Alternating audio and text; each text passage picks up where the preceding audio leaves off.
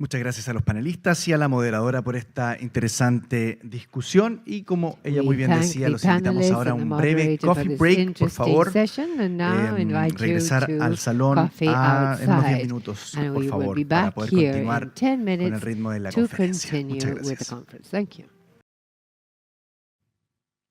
Muy bien.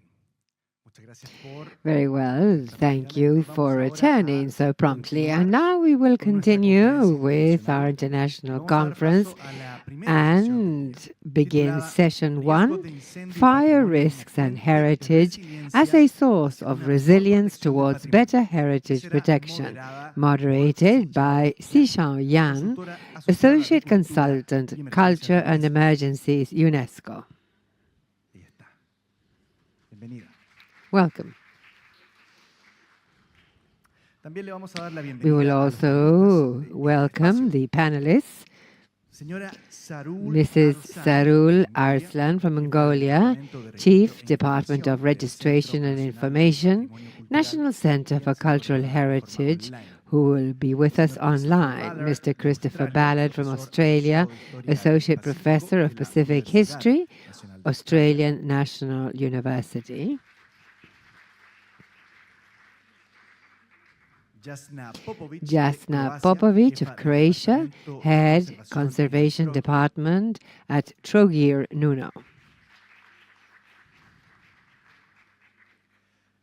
And Nuno Rodrigues da Silva of Brazil, Head of the Pantanal National Park. Abdelhamid Salah of Egypt, President of the Egyptian Heritage Rescue Foundation, who will be with us online. And Karma Jesing, Conservator of the Department of Culture, Ministry of the Interior of Bhutan, whom also will be with us online.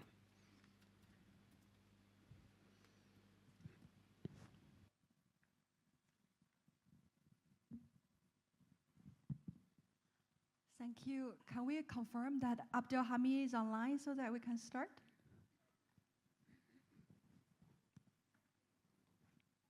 Yes, I am online. Wonderful. Thank you. Thank you, dear experts, guests, colleagues, for joining us. I hope you have all enjoyed. Sorry? Oh, okay. I hope you've all enjoyed the coffee break, now have enough energy to join us for this panel.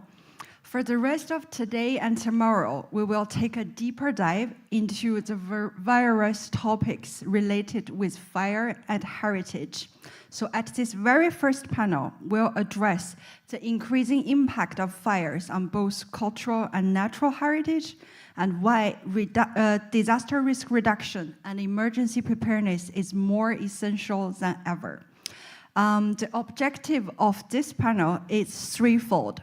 First, together with the panelists, we're going to assess the impact of fires on heritage and communities, and how climate change and conflicts are worsening these threats. Second of all, we will share concrete examples from different regions of the world and reflect on the role of heritage as the source of risk reduction and community resilience in the context of disasters. And lastly, we will discuss the key challenges that we encountered, as well as the most needed actions to enhance the disaster preparedness for cultural heritage and natural heritage against fire.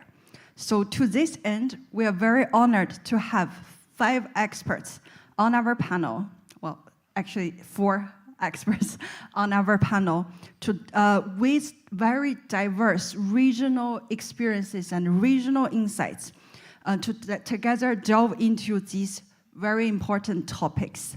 Allow me to first introduce our panelists. We have Chris Ballard, who is the Associate Professor at the Australian National University in Canberra. Chris has worked for over 40 years with Indigenous communities, mostly in the Pacific, on agricultural system, land rights and human rights, oral traditions and cultural heritage, as well as disasters and epidemics. He was the lead researcher for Vanuatu's first UNESCO World Heritage Site and continues to work closely with the local community guardians managing the site. Since 2016, he has been working with UNESCO's living heritage entity on the relation between intangible cultural heritage and emergencies, and now moving to intangible cultural heritage and climate change. We have also Jesna Popovic, the head of conservation of department in Trojich, Croatia. Jesna has a degree in art history and cultural anthropology. She has worked for Croatian Ministry of Culture and Media as a conservator for more than 15 years and has been the site manager of another UNESCO World Heritage Site, the historic city of Trojich, since 2018. She is a member of a national interagency work group dedicated to developing strategies that bring together civil protection and cultural protection sectors in building resilient cultural heritage. Nuno Rodrigues, pardon my pronunciation, who is the head of the Pantana National Park. Nuno has an academic background in oceanography, and he is environmental analyst of the Chico Mendes Institute of Biodiversity Conservation, the Brazilian Federal Authority of Protected Areas. He has worked in the Pantanal National Park since 2005. He has also coordinated the visitation sector and wildfire prevention and control actions in the protected area. Now moving online, we have Abdelhamid. Hello, Abdelhamid. Thank you for being with us, and sorry for all the wait. And we're sorry that you didn't get to enjoy the coffee break with us, but maybe next time in person. Abdelhamid is the chairman of the Egyptian Heritage Rescue Foundation and a consultant and trainer for ICROM, UNESCO, and the Smithsonian, as well as manager of the Risk Assessment Unit in the Disaster Risk Management Department of Egyptian Ministry of Tourism and Antiquities. He holds a master's degree in heritage conservation and site management, and he is also a PhD candidate in Heritage and Museum Studies at the Helwan University. We have, last but not least, Ms. Saru Arslan from Mongolia. However, she won't be able to join us online today, but before the session in the afternoon, because we're running significantly behind agenda, before the session in the afternoon, session 2, you will be able to hear this amazing presentation from Saru, bringing her experiences from Mongolia, as Saru is the head of registration and information department at the National Center for Cultural Heritage of Mongolia. She conducts research on the cultural heritage elements registered in the National Center, as well as extensively living and intangible cultural heritage. She also is involved in the improvement of the cultural heritage program and policy in Mongolia. So as I mentioned, we would have 3 objectives for this panel. So maybe we can already start with the dialogue and the discussion. Can I maybe start with Abdelhamid online? For your region, I know climate change is a risk factor that has been increasing fire disasters. However, your region is also faced with significant threats of fire as a secondary hazard as a result of the conflicts that are proliferating in the region. Could you share maybe your insights about what is the impact of fire on heritage and what is the current situation, please? Hello, and I'm so to be with you, all these great panelists and great experts from all over the world. Thank you, my dear colleague, for introducing this. If you allow me, I would like to share with you some slides actually to answer your question, and in order to get some context about how fire impact our cultural heritage, especially the urban heritage. Unfortunately, due to many reasons, actually, not just to make the fire hazard as a main risk that attack cultural heritage and urban heritage in Egypt, but actually, as you said and you mentioned, fire also considered as a secondary hazard due to many primary hazards. I want to share with you some fire incident and how its impact on our cultural heritage just in the last 15 years. And I show you only few examples. This is the National Theater, which is located in the heart of historic Cairo. And by the way, historic Cairo, one of the most important urban heritage sites, which is listed by UNESCO since 1973. And you can see here that how fire already destroyed a lot of our built heritage. To give you more context, you have to understand that why historic Cairo is so important and why the main value of historic Cairo, which made it listed on the World Heritage Site, the unique urban fabric of historic Cairo, which is present very long history going to more than 1,500 years ago. And as you see here, many heritage sites have been gone, have been disappeared, or collapsed, or partially collapsed due to fire. The last photo on your left hand, I remember this fire incident because this was like 3-4 years ago, and we stayed 8 days to fight this fire incident. Why actually? We noticed in the last years that if a fire attacked one cultural heritage site, and if it's didn't cause the collapse of the site, but actually the intensive water cause this kind of collapse. So we start to do a lot of training and a lot of simulation with the fire department and with the different authorities here in Egypt, and try to allocate that if and highlight, and if cultural heritage, if these sites, if this area have been under attack of fire, we need to not fight this fire in the normal way, but we have to take care that we need to keep the building and we need to keep the attributes of the building. I will show you here, and this one case example that we work on it since 2017, why this part and this district, which called El Azhar and El Ghori, which is also in the heart of historic Cairo, and it hosts over 80 listed sites. In the last few years before 2017, and due to a lot of commercial activity, due to the rise of the temperature, due to climate change, the government recorded at least 170 fire incidents only in this small location, which is part of historic Cairo, per year. And this is some of the incidents that attack the heritage.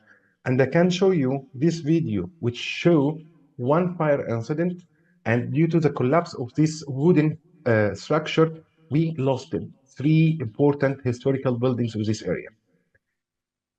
It was like a red alarm from us, and we conduct a lot of research, and we assess the risk, and we could allocate all the fire ignition sources, and we allocate all the vulnerabilities that cause this fire or turn this fire to a disaster impact and a huge impact.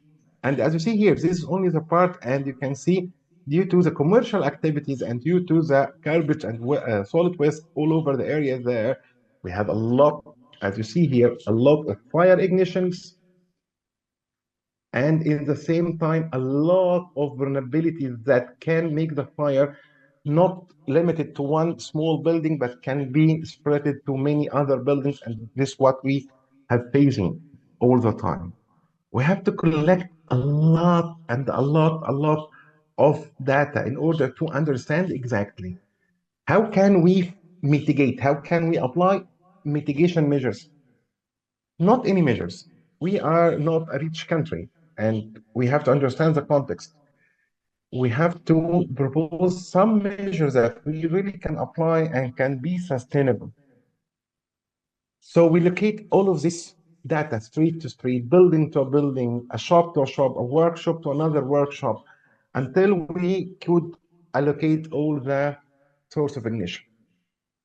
But here I would like to highlight something very important. Fire, it's not dangerous because it's always as a primary hazard. No, fire also is the hero and the champion of being a secondary hazard after many risk situations. If I talk about Arab region, and I think all of you are following the news and the main thing that unfortunately we are going through in the Arab countries here, conflict. What happened in Iraq, what is happening in Libya, in Sudan, in Palestine, in Gaza, in Yemen, in many other countries can make fire really very important as a secondary hazard. Also due to the infrastructure, poor infrastructure in most of the Arab region, which most of them suffer actually from lack of water and lack of rain. But unfortunately, because of this poor infrastructure, we found that fire come again as a secondary hazard due to heavy rain. And when we analyze this only in this small district within the historic Cairo, we found that if we kept all of these vulnerabilities, as you can see here in all of these orange, light orange rectangles, fire, of course, 100% will be generated as a secondary hazard. So we need to understand where we have to intervene to prevent fire as a primary hazard and also to prevent fire as a secondary hazard in different contexts. Terrorist attack. Besides the conflict, we also, at the Arab region, many of our countries, states in the Arab region are suffering from terrorist attack. Terrorist attack also will generate fire as a secondary hazard due to many vulnerability and due to also a poor infrastructure here. This also according to the analysis that we have done, not only in Cairo, but in many cities and historical cities that we have worked through in Iraq, in Yemen, in Egypt, and in Sudan. Okay, and we find that if we are not working on those vulnerabilities, we cannot, maybe in many of times we can prevent terrorism attack. But of course, if we work hardly to prevent and to terminate those vulnerabilities, we can prevent fire being a secondary hazard. And here I would like to use this conference, this important conference, not also to mention and focus as a fire as a primary hazard, but to focus on a fire as a secondary hazard in many of risks situations that not only Arab region, but all the world are going through. Conflict become like a huge sea. Due to this work, we have measures actually two methods, two methodology to assess the risk and to assess the fire hazards. Between proactive assessment and reactive assessment, between risk assessment and condition assessment. Condition assessment are going to make us more understand and analyze the vulnerability of the site.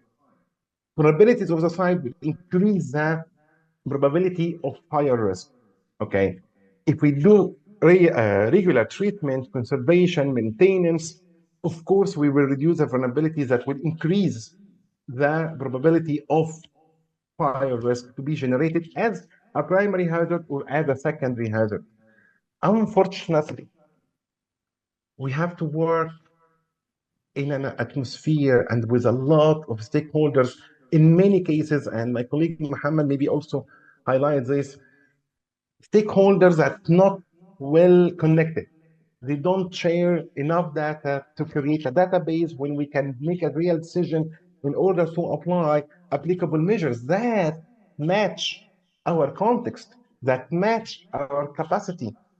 This guideline, this important guideline that produced by UNESCO, and we are here because of this important guideline, finally address this problem, finally address this stakeholder and as a vulnerability, not only as a strength, as a powerful point, but also as a vulnerability. So in this part, I would like to stop sharing here, and in later I will show to you some other slides that can also give you more context about our case studies, not just in Cairo, but in many other cities all over the region. Thank you, and this will be continued later in the same session here. Thank you, Abdelhamid, for shedding light on the challenges of protecting heritage from the Arabic region. Can you hear the applaud from the conference room? The audience are applauding. That means how much they echo and how much they appreciate your intervention. You touched upon a lot of things. Fire as a secondary hazard, vulnerability, the importance of condition, vulnerability assessment. It's important to engage all stakeholders. I think we'll, as you said, be able to delve into these topics when we have our second round of discussion. But thank you for already mentioning that, so we bear this in mind when we listen to the rest of the panelists for their intervention. Now, may I continue with Nuno, please? We're coming from a context of a region with conflict challenges to a region that is facing significant challenges of climate change. And in the past years, unfortunately, we have witnessed with grave concern that Pantanal endured significant fire, a fire that has been intensified by climate change. So can you share with us your experiences at the Pantanal? What is the situation? What's your main thoughts and considerations? Okay, may I present there? Yeah, absolutely. Okay. Good.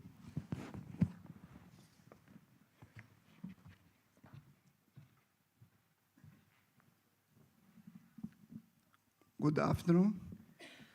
I want to say thank you to UNESCO to the invitation and congratulations to the launch of the Fire Management Risk Guide. And I will begin the presentation. My name is Nuno Rodrigues da Silva. I will first talk about the Instituto Chico Mendes, is the federal authority for the protected areas in Brazil.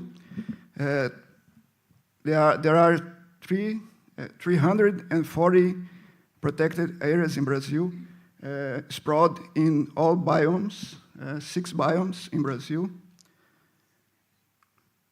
These are the map of the biomes. Amazon, Cerrado is the Brazilian savanna, Mata Atlântica is the rainforest, and Pantanal is in the center of Brazil. The Pantanal is a floodplain that is in the upper Paraguay River, Brazil, surrounded by Cerrado and Amazon and Chaco. There is different types of ecosystem and landscapes in Pantanal, and the diversity is because the different types of soil, different types of flood level, and different types of influence from Amazon, from Cerrado, and Chaco. So we can see some different types of Pantanal. Most are those big fields, grasslands, and some forests also. And as Pantanal is a big wetland, we have many types of rivers, lakes, streams, and we can found in Pantanal even big open areas and also forested areas. This is the map with the protected areas in Pantanal. We can see the national park is a green area between the Mato Grosso state and South Mato Grosso state. And this is the heritage site, Pantanal Conservation Area, that was established in 2000 and is formed by the national park and 3 private reserves surround the national park. So the national park is a core of the heritage site. The Pantanal National Park is at 135,000 hectares, and the others reserves, private reserve, about 53,000 hectares. The Pantanal National Park also is a Ramsar site designated in 1993 and is a core of the Pantanal Biosphere Reserve also. This is our headquarters in the national park. And this is some landscapes that we found in the national park. It's very special for migratory birds. And near the national park, there's a mountain chain, the Amola Mountains, that are protected by the heritage site also in the private reserves. That isolated mountain is inside of the national park, Caracara Mount, and this is the view of the mount. Surrounding the national park, we also have community, traditional community, that is very important for cultural and historical attributes. There are some archaeological sites, ancient settlements, and indigenous people living there also. This site is very important for fishing resource with a great diversity of aquatic environment, rivers, lakes, and streams. And this habitat is important for food growing and the development of the species of fishes.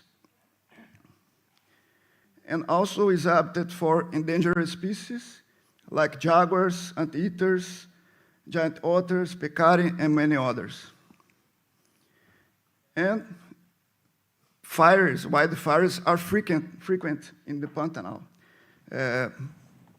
even for natural fire regime from the lightning and also by human activities. Like cattle raising, that they use fire for the pasture, new pasture. And this is a map of recurrence of fires in the national park. We can see that the first map is from 1998 to 2013, 15 years of occurrence of fires. And we can see that the northeast part of the national park is more affected by fires. The other map is more recent, from the 2010 to the beginning of this year. We can see the same thing. The northern east part is more affected. And this part of the national park is formed by big open areas with grasslands. And this area, the fire make a control to maintain these areas open, avoiding the encroachment, that is the invasion of the forest to the fields. So the fire has a hold to the landscape and to maintain these open areas in that region. But in other regions of the national park, there are no fires there. These places develop without fire. There are too many lakes and rivers to protect this area from the fire, and this area is very sensible about the fire. This is a map of occurrence in fire from 30 years, from the left, beginning in 1990. You can see the occurrence of fires in the national park. You can see that we have some small fires, sometimes big, more spread fires. And you can see in the last image in the bottom of the graphic, a very huge fire, the mega fire of 2020. That is very different from the historical registers. This other map is 2023, last year. We have another very big fire that this one is natural fire. The origin is lightning.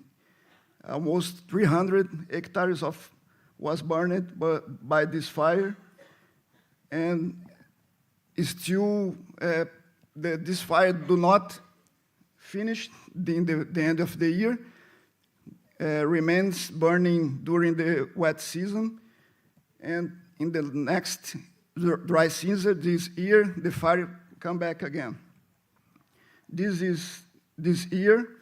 This map is what's updated in this month, 1st November. The yellow area is from March to September, fires in the national park. And the red area is a lightning that began last month. In 20 days, burned almost 90,000 hectares. So this is some images about the fires in the national park. There is no natural obstacles that can stop the fire because we have hot temperature, elevated temperature, strong winds, and very difficult conditions to control this type of fires. So we have to do all the efforts that we can do by boats, making trench, and direct and indirect fighting the fire. The Pantanal has a peat soil, so the fire is more persistent, and it's needed to do this trench to break the fire. And also, we can reach this region only with helicopters. There is no roads, there is no rivers to go by boats, and it's a very expensive operation also. And also our firefighters help the village, the community from the fire because they are threatened by the fires also, and the national park gives the support to the community also. So it's a huge force from the government to control those fires, to fight with those fires, and very expensive operations. And we had support from the UNESCO by the Rapid Response Facility in 2020, and last year we sent a proposal that was applied this year, and it was very important we have those firefighters in the field doing the job with food, with fuel, and the necessary to do the job. So after those fires from 2020 to this nowadays, we need to increase our efforts to understand the environment, to have the data, field data about the impacts of the fires in the fauna. There was a study that estimates that 17 million of vertebrates was dead in the fire of 2020. We had conversations, evaluations with the effects of fire with the communities, traditional communities also. We began to monitoring the biodiversity, and we was in the field to have information for restoration project also. We have many challenges for the protection of the heritage from the fire. We need continuous improvement of fire control response, have more equipment, more firefighters, more helicopters. We need to understand the hydrological cycles in the area, because Pantanal has a flood pulse hydrological regime, and there is some changes in the last years. We need to understand what's happened, if there is a effect from the climate changing or other effects. And it's important even we do the integrated fire management approach to do prescribed fires, for example. We need more monitoring of the biodiversity. It's a challenge to restoration those habitats, because Pantanal is very big. Force is not can reach all this region. We can restore some hundreds of hectares, but Pantanal burned thousands. So, and what we do with the restoration, if every year there's lightning and more fires in the area, and I think it's an opportunity and a challenge, exchange experience with other wetland sites in the world that have same problem, and a challenge with the climate change. Pantanal is becoming more dry, so there's more fires because it's more dry, the vegetation. There are less water in the system. And there is a study also that shows the Pantanal lost 30% in the last years of water. And there are more risks for the Pantanal. The increase of infrastructures project in the upper Paraguay River Basin. The map shows dots that are dams project in the basin. It's cause alteration in the hydrological regime in the Pantanal, and also a project for the waterway in the Paraguay River wants to strengthen some river channels and dredge some river channel also. It becomes more fast the flux, the flood of water in the river, so the Pantanal becomes more dry also. So the Pantanal, that graphic in the bottom, show the more than a century of level of the river in the Ladario city in South Mato Grosso state. And it shows the Pantanal have a variation of the level of the flood. Sometimes it's more lower, sometimes it's more higher, but we see that nowadays it's becoming lower, and we don't know if it's natural or it's an effect from the climate change. So in the Pantanal National Park, we have a team that are ready to do the necessary to respond those events, and we think we can do the difference during this climate change period. Thank you. Thank you. Thank you, Nuno. Thank you for this very powerful accounts and taking stock of the impact of fire and climate change in Pantanal. And you have also started to touch upon the challenges, the risks, the next steps, priorities. For sure, we'll come back to you to further elaborate these key actions to be taken as the next step priority. Now, can I maybe turn to Jasna? Because your region is also very much affected by climate change, but maybe in different forms.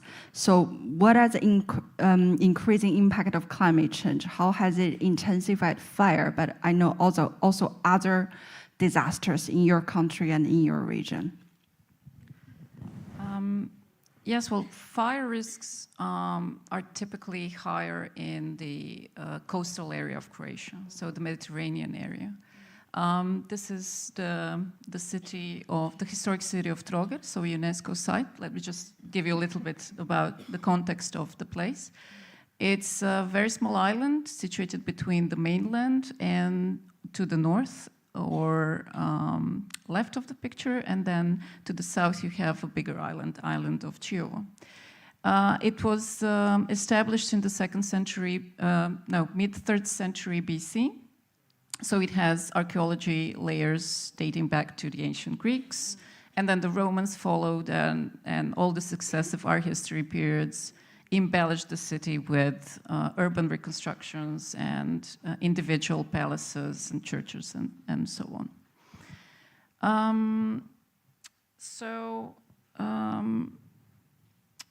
In this coastal area, the fire season, as we call it, coincides with the summer season because, of course, you have very long, dry, and warm periods. And it coincides with the tourist season, of course. Now, with the climate change, where you have longer periods of very, very dry weather, longer periods of extreme temperatures, with the over-touristification, with the abandonment of traditional landscape cultivation practices, these fires have become more frequent, more intense, and just bigger, harder to manage. Let me see how to... okay, thank you. So this is a fire that happened in 2023 on the island of Čiovo, the biggest fire of the season. And so this change in fires is something that we expected to happen. This is not something totally new. What we didn't expect would happen in the summer season is flooding. So the biggest risk for the historic city of Trogir is the rising sea level. And this kind of floods disrupt the regular life of the city. They, for instance, water becomes undrinkable. And the firefighters are first responders in both cases. If you have a fire or if you have flooding. As we heard from one of our previous panelists, fires can be secondary hazards following the flooding, because in historic city of Trogir, for instance, you have outdated electrical distribution network. We are dealing with it now. You have outdated water supply system. You have the outdated sewage system. And so when all of this happens, at the same time, and it can happen, you have a serious problem. It's something that is not, in the scope of what we have as resources in the place. Another thing with the city is that because the whole western part of the city was built not on solid rock, but on accumulated dirt and ground and soil, when the high tide coincides, for instance, with storm surges, especially in the wintertime, you have water coming through the foundation of the buildings. And this is something that we expected would happen maybe in 10 or 20 years, but it's already happening now. So one of the things that we're doing, for instance, is we're trying to move all the art collections, for instance, from the ground floors to the upper floors, and so on. Now that's, let's say, my local Trogir perspective. But let me tell you a little bit about what the European Union in total is doing. We published a report in 2022 of the OMC group of experts. This is open method of coordination for European Union, where experts were trying to understand how to strengthen cultural heritage for climate change. And so the first thing that they state in this report, and it's available online so everybody can check it up, is that this unexpected speed of climate change and the intensity of climate change is seriously threatening cultural heritage. Now, this statement sounds like something that we're all now aware of, but when it's that clearly put in an expert's report on the European Union level, it can lead to two things.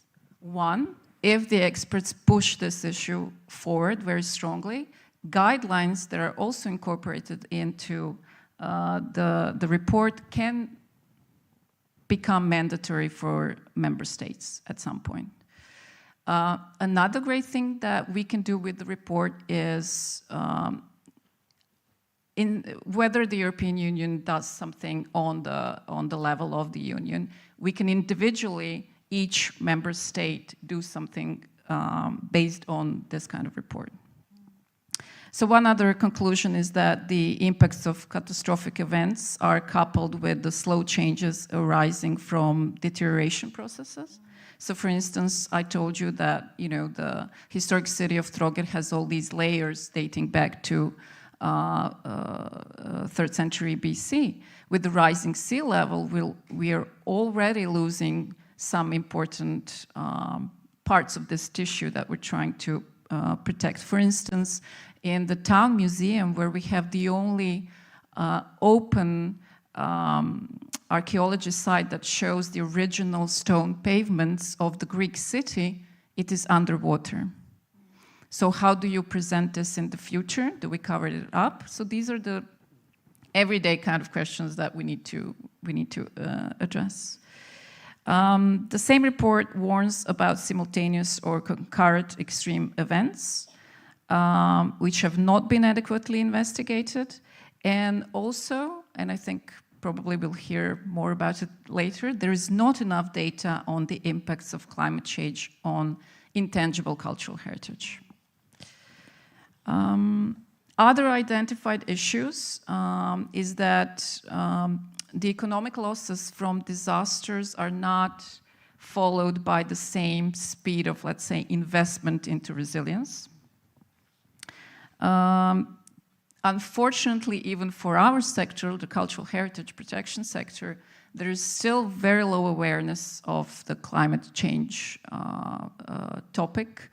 And this is for all disciplines and across the board and all levels of decision making. There is very little or almost no cooperation between the cultural heritage professionals and the climate change experts, right? So, and potential losses are almost always underestimated. So the mitigation measures seem the perception is that we don't need them because the damage would not be as great as, unfortunately, it normally is. So I don't know if that answers your question. Absolutely. I think so far, as we progress with this panel, the message it's very loud and clear that climate change is intensifying fire risks, and climate change and conflicts are the foremost threats to cultural heritage. This message is worrying. It's also a call for action for us to act.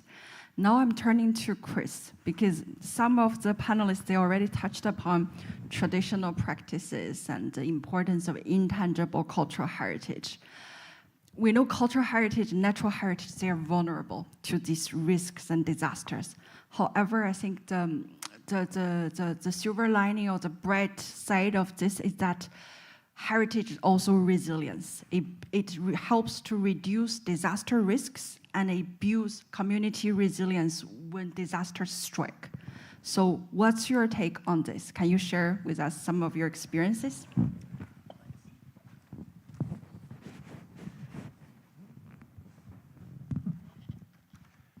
Buenos dias. Thank you very much to the organizers for involving me in this conversation from across the Pacific. And my apologies for using the language of globalization, which is English. Two really important points about that for us here. The first is that we assume that translation between English and other languages is straightforward, and it isn't. Terms like fire, management, don't translate easily between languages. Secondly, because it also assumes a kind of a universal quality to things like fire management and fire knowledge.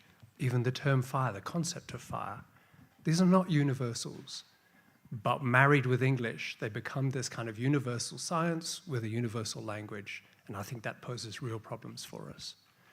And that's partly what the 2003 Convention on Intangible Cultural Heritage addresses, is the need to maintain cultural diversity in all its forms. And that relates as well to the way that we manage hazards and other emergencies. So like all forms of heritage, ICH, or living heritage, or local knowledge, or indigenous knowledge, has this dual aspect, a positive and a negative. It can be impacted, and it can also be a source of remarkable resilience. In fact, ICH operates quite differently in relation to emergencies than the other forms of heritage.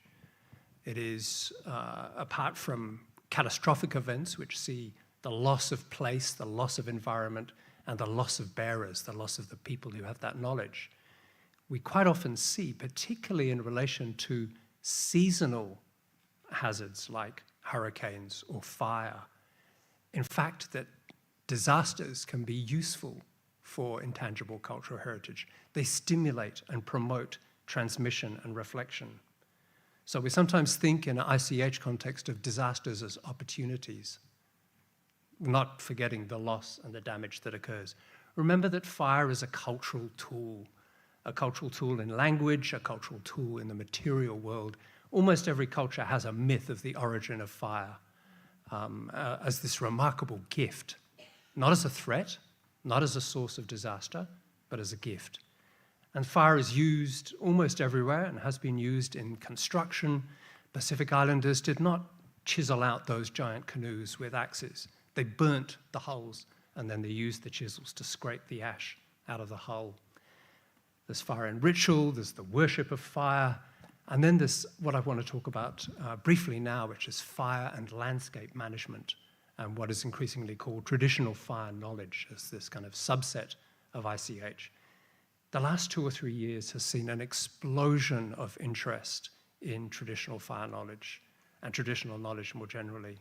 And I can point you in the direction of 20 or 30 major papers and tools and instruments that have come out that place traditional knowledge centrally in these processes. I'll talk briefly then just about one event, which was the 2019-2020 so-called Black Summer fires in Australia that saw 18 million hectares burned. That's the size of Florida, and 1 billion mammals killed. It devastated the Greater Blue Mountains World Heritage Site, which you can see burning in the bottom there, and led to a discussion about the failure of prescribed burning strategies and a rethink about what we call cultural burning. So Australia famously has 60,000 years of land management using fire. And we know that people started using fire 60,000 years ago to manage the land, and they have done it ever since, until the last 200 years. And what that did was to reduce fuel loads across the country, create mosaic environments that promoted the sustainability of both plant and animal life. After colonial settlement in 1788, you saw the dispossession of Indigenous First Nations people of their landscapes, and a disconnect between their access to the land and their ability to manage the fuel load, manage fire hazards. It's no accident that the major bushfires started in the 1850s, about 20 or 30 years after most Aboriginal people had been moved off their land or had lost their lives due to both massacres and disease. And conditions obviously have become worse with climate change over the last 30 years or so. So that's a diagram which I won't describe in any detail, but it just shows this difference in cultural landscapes, what is called the bifurcation, the splitting into two different strategies. One kind of landscape maintained by settlers and cleared for agriculture, and the second, which became woodland or forested land, and in which very dangerous fuel loads built up from about the 1820s or 1830s. So what we have had ever since the 1850s is much larger, much more catastrophic fires. Indigenous Australian or First Nations people talk about taking care of what they call country, and country is this very holistic term that is not served well by the English term country, which fails to grasp the complexity. And they see country as a first priority, as a responsibility. The management of fires is not about protecting assets. It is not even about protecting people. It is about looking after country and about being responsible for country. So this return, if you like, to Indigenous fire management practices is now the basis of land management at World Heritage cultural landscapes in Australia, like Uluru Kata Tjuta and Kakadu National Park. And we've seen real proof for the effectiveness of those strategies. A 30% reduction in destructive fires after just 8 years of this integrated fire management strategy in Northern Australia. But many Indigenous people think that there's a long process of rehabilitation. After 200 years of neglect, some people think it's going to take 1,000 years for many of the tall canopy species of tree, for instance, to be restored. So just to close, it's worth remembering that for many Indigenous Australians, fire is not a threat. It's sad when I hear people talk about fire as an enemy, a demon. It's not, says Carol Peterson, who is an elder woman from the Minung or the Noongar Nation. Fire is a beautiful, warm, comforting entity. It's got a spirit of its own, and we see that and the energy within it, and we respect it. It's a very, very different way of thinking about fire, and I want to come back and kind of insert this idea into the conversation over the next few days. Thank you very much.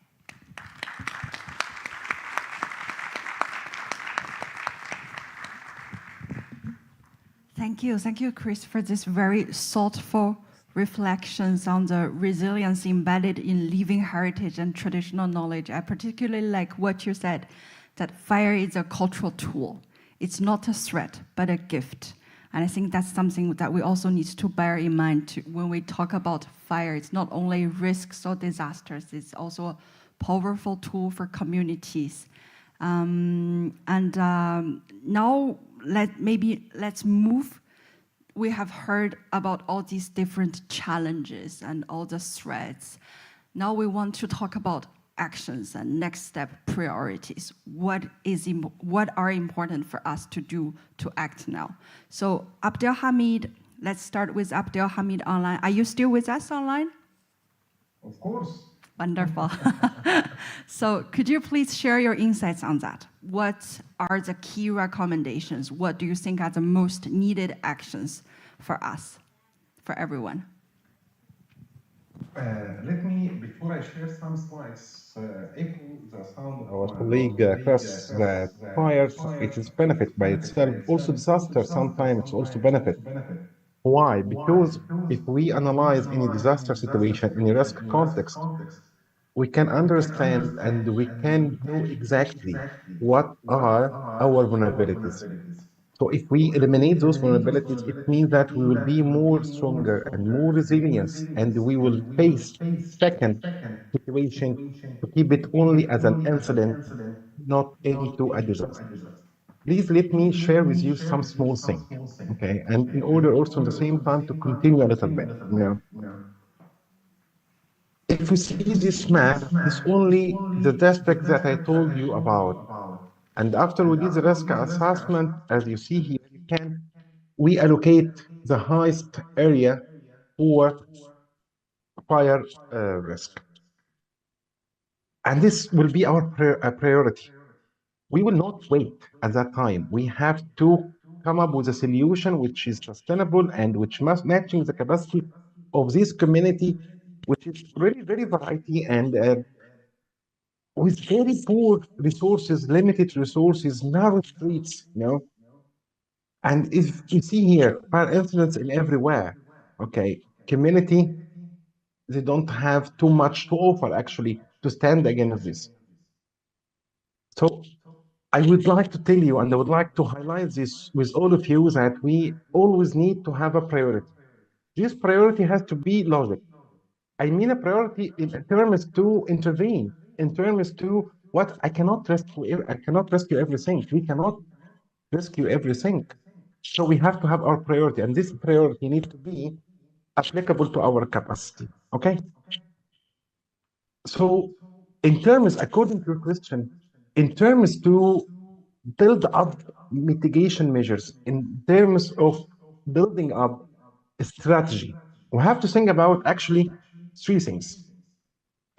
To eliminate the source of risk, and here we are talking about the ignition sources, to reduce the vulnerability like what I showed before, or to block the fire risk process, okay? We should work in different approaches, in different phases, okay? But in the same time, we have also to be prepared. So if fire happens, if we cannot mitigate it, if we cannot eliminate it, what should we do first? How we should respond? Who are the teams from both, from governmental departments, from the local community, in terms to have applicable measures that these measures match the context.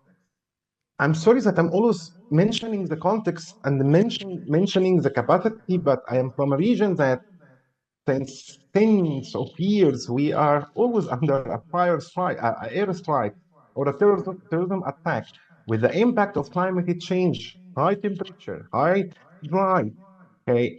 And this all are vulnerabilities that cause a lot and increase the probability of fire risk and many other risks, okay? So again, if we look at here, as I said, heavy rains, it's for our region, it's supposed to be a good thing, actually. We don't have that much rain like Europe, you know, and many other regions. But because of our infrastructure, as I said, fire is easily generated as a secondary hazard. So here we have to intervene in order to prevent fire as a secondary hazard, okay?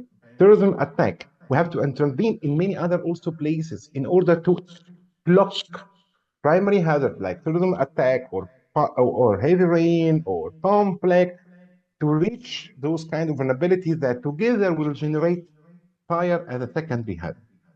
At the same time, as you see, solid wastes. In many places in our region, we have a problem with this.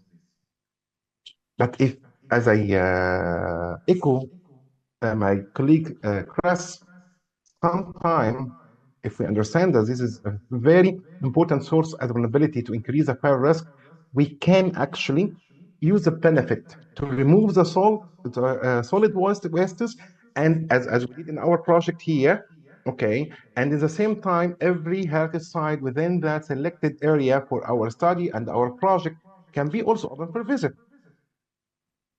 We didn't propose huge fire system that cost millions.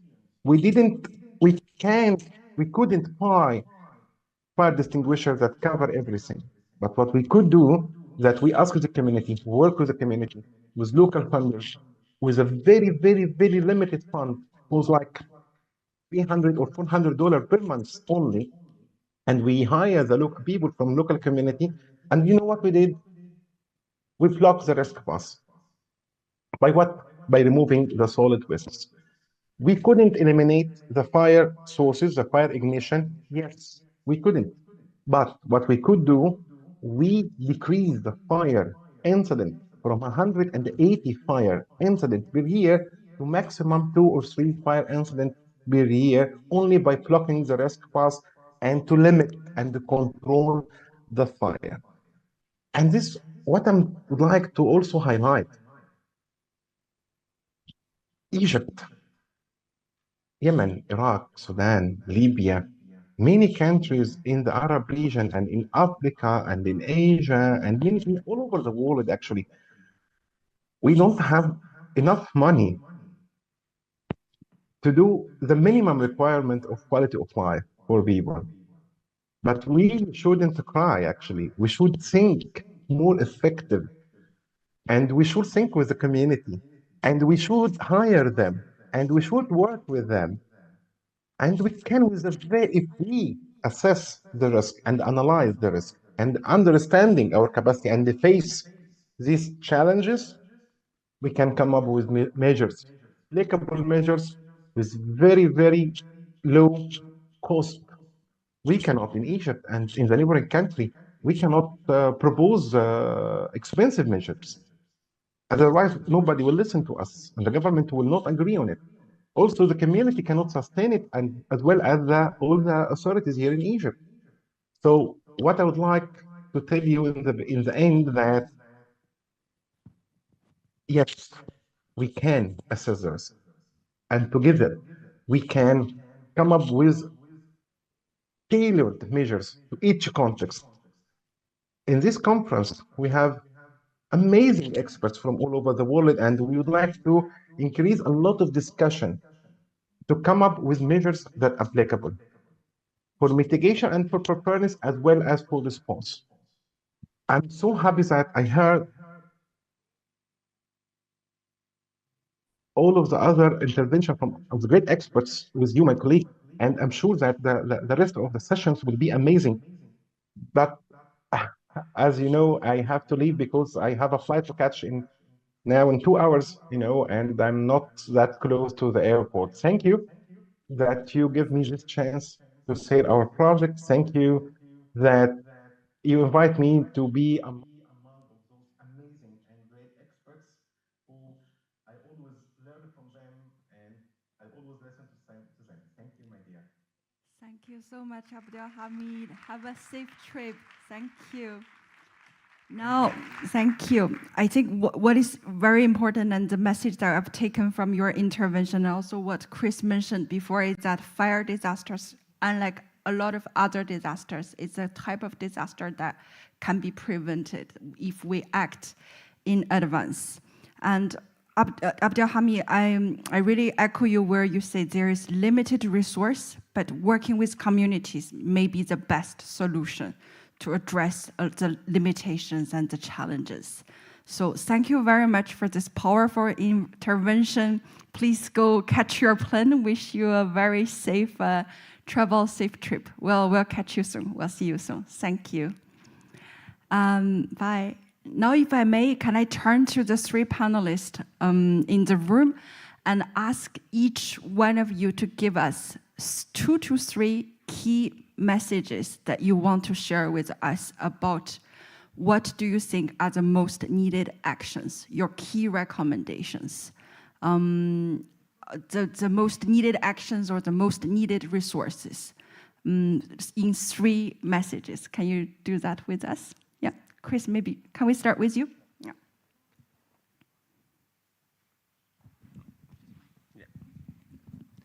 Sure. Engagement, integration, and access. Those are my 3. So engagement is really engaging with, respecting and learning about this enormous wealth of fire knowledge that we have in local communities. And I don't just mean indigenous communities. I mean urban communities, local communities. They know what the fuel loads are like. They know how fire operates in their environment. They understand weather. They may not understand everything, but integrating that knowledge in the way that we manage fire is super important. Engaging that knowledge, integrating it in our fire strategies, and then access is the 3rd one. And that's access particularly to areas that we create as World Heritage Sites or as protected areas or national parks, and then remove people from. And if we want, for instance, in Australia, traditional knowledge to be engaged with in dealing with fire management, then people have to have access back to the land. And that's proven to be the single greatest block to traditional fire management in Australia, is just physically allowing traditional owners to have access to their land.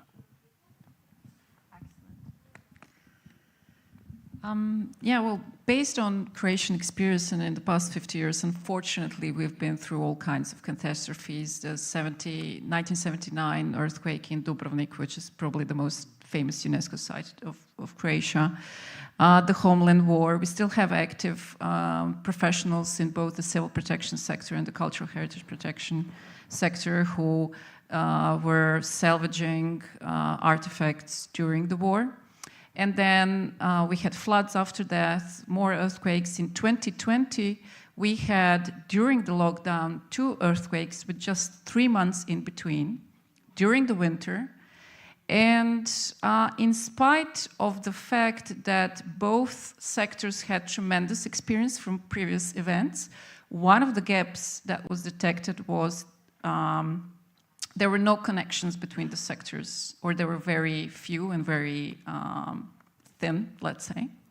Another thing is that, this was happening during the lockdown, where everything is closed, the businesses are closed. How are you going to get your supplies for evacuating artifacts? How are you going to do, temporary stabilization of buildings? So my second key message, the first one, join the sectors, exchange business cards, not at the event, but prior to an event. So the second message is you have to understand the nature of each risk specifically and implement mitigation measures. But when you think about preparedness, you have to think about multi-hazard scenarios, unfortunately.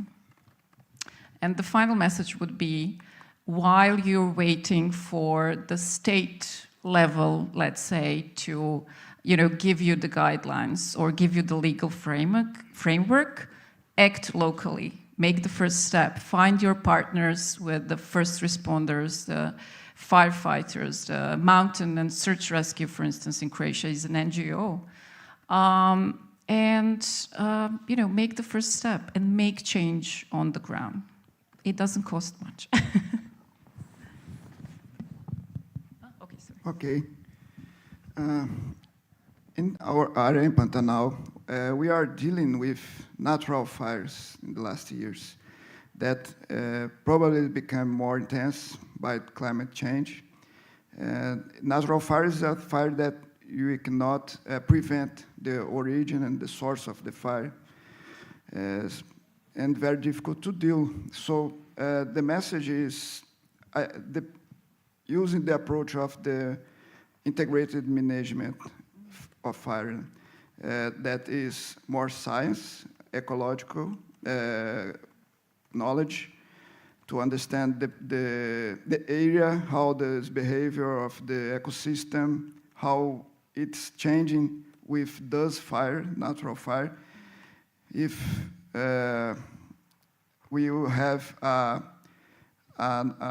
new situation that we have to deal and live with this situation, with more fires, and how the ecosystem will respond with this. And we need to do management also. The prescribed burns is a tool to do this.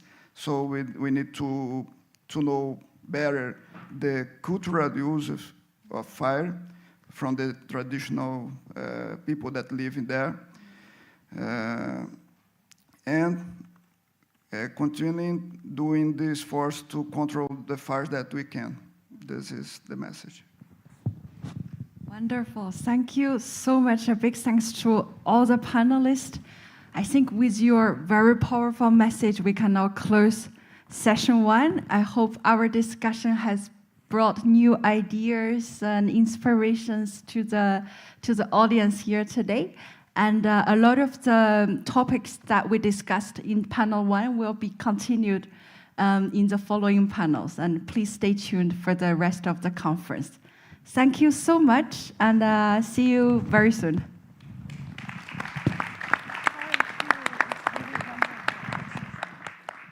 Muchísimas gracias a la moderadora y a los panelistas por esta. Thanks to the moderator and the panelists for such an interesting conversation. We would like to invite you to the lunch break right now. Please come back some minutes before 3:30 p.m. to continue with a second session called Response and Recovery on Disasters that with fires that affect our heritage. Muy bien. Continuamos entonces con nuestra conferencia. We will continue with our international conference, Resilience of Heritage, Fires with Climate Change, organized by UNESCO for Latin America and the Caribbean, together with the Ministry of Culture, Arts, and Heritage of Chile, before starting with our second panel called Response and Recovery of Fire that Affects Heritage. We will leave the floor to a presentation of Alut Sargan from Mongolia, head of the Register and Information Department of the National Center on Cultural Heritage of that country. Please, the floor is yours.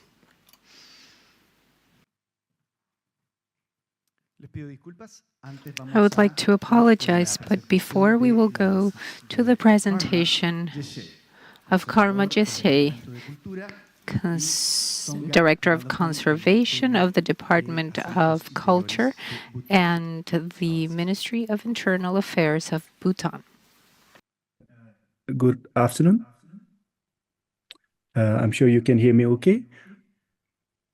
My name is Karma. I am a conservator, wall paintings conservator based in Bhutan. I work for the Department of Culture, the department under the government of Bhutan, which is responsible for the care and preservation of cultural heritage here in Bhutan. I'm not sure if many of you would be familiar with Bhutan. To give you a context, brief context, Bhutan is a very small country comparable to the size of Switzerland. And we are a very small country in the Eastern Himalayas. We are sandwiched between India to the south and China to the north. We are only a population of about 800,000 people. So less than 1 million. And we are majorly a Buddhist country. So our landscape is dotted with over 2,000 Buddhist temples and monasteries, as well as fortresses. And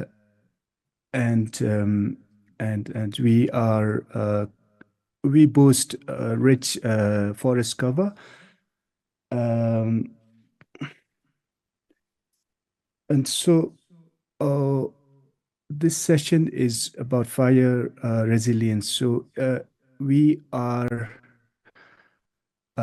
susceptible, our culture heritage is particularly susceptible to fire, as well as other disasters such as, of course, we are in a seismic zone and therefore we are susceptible to earthquake as well. And being in a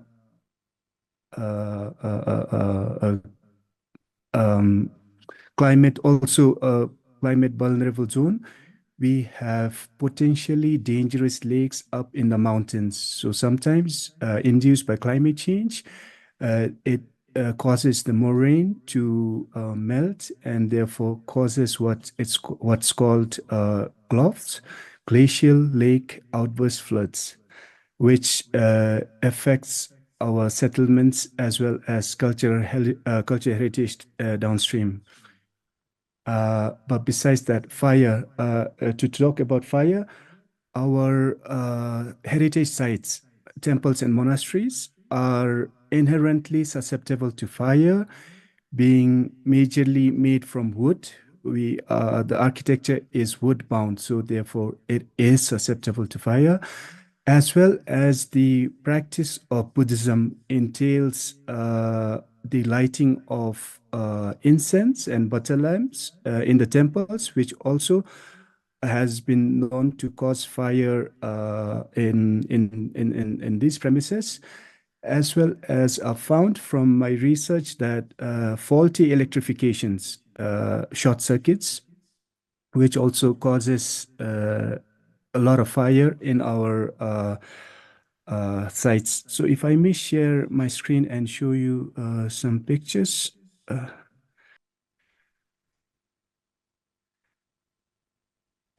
If you can see my screen, this is a screen grab of a very unfortunate event that happened in 2012.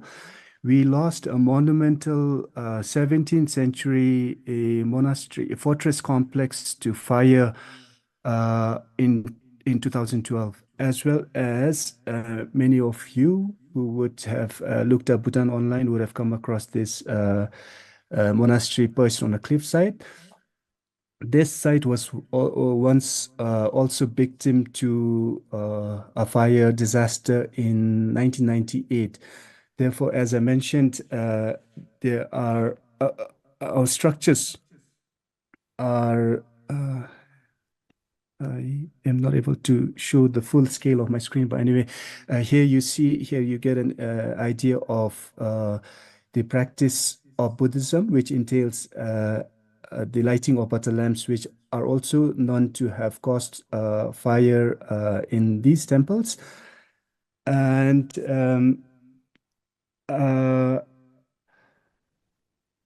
I think I am required to talk about our disaster response. So in terms of this, in terms of disaster response, I have been introduced to the organizers here by a dear friend of mine, Anne Bancroft, who I think was also a panelist in one of the sessions. She paraded our voluntary organization called Desung, which translates to Guardians of Peace. This is a voluntary organization founded in 2011 by His Majesty the King. It was founded as a platform for people to come together, especially to build resilience, and to effectively counter disasters. And it covers training in physical fitness, emergency response skills, firefighting, first aid, and basic disaster response. So far, we have trained about 48,000 what we call DESUPs and DESUPs, and these volunteers they show up during during disasters, during epidemics, especially during COVID. They were found to be very effective in delivering medicines, foods during lockdown, food and essentials during lockdown, as well as they engage in a lot of community services, and they are now also specialized in. Sorry. They were also specialized and trained in fire response. They are attached with the Fire Services Division under the Royal Bhutan Police, and they are trained and are equipped with disaster preparedness plans, especially in terms of fire. And so far, of the 48,000 DESUPs, some 340 volunteers have been trained, particularly in fire response. And we are also guided by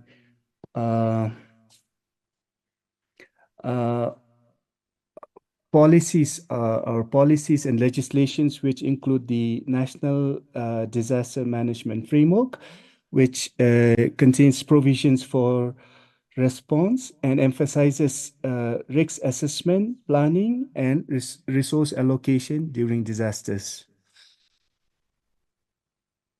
I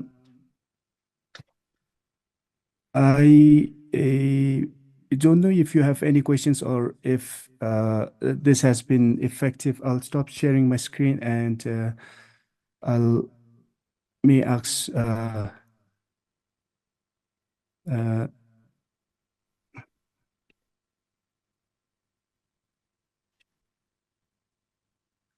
I'll ask if you have any questions or if you're interested to know further about what I talked briefly about our system here in Bhutan. Hola. Hi, Karma. Hi, hello. So many thank you to join us online to the meeting. We are hearing very attentive. Right now in Bhutan is 1 a.m. So special thanks to Karma to be here now in this panel and introducing this panel number 2 related to response and recovery. And very interesting, the experience in Bhutan. You mentioned as a key factor or key strategy, the involvement and the participation of the community. Maybe you could explain more about the mechanisms to engage the community in this process. So the community is involved through what I explained earlier through this organization called Desung. It's a voluntary platform. It's a voluntary platform where irrespective of age, gender, or education background, people come to join that organization and are trained, as I mentioned earlier, in basic disaster response, firefighting, first aid, and to a certain extent, some military drills as well, and emergency response skills. So people come together, gather at a training center, and are trained in these aspects, and they have a special uniform as well, as you would have seen in the picture.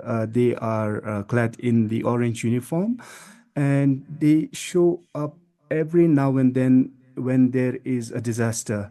So this is a more organized and effective way to responding to disasters, especially in our circumstances, in our situation.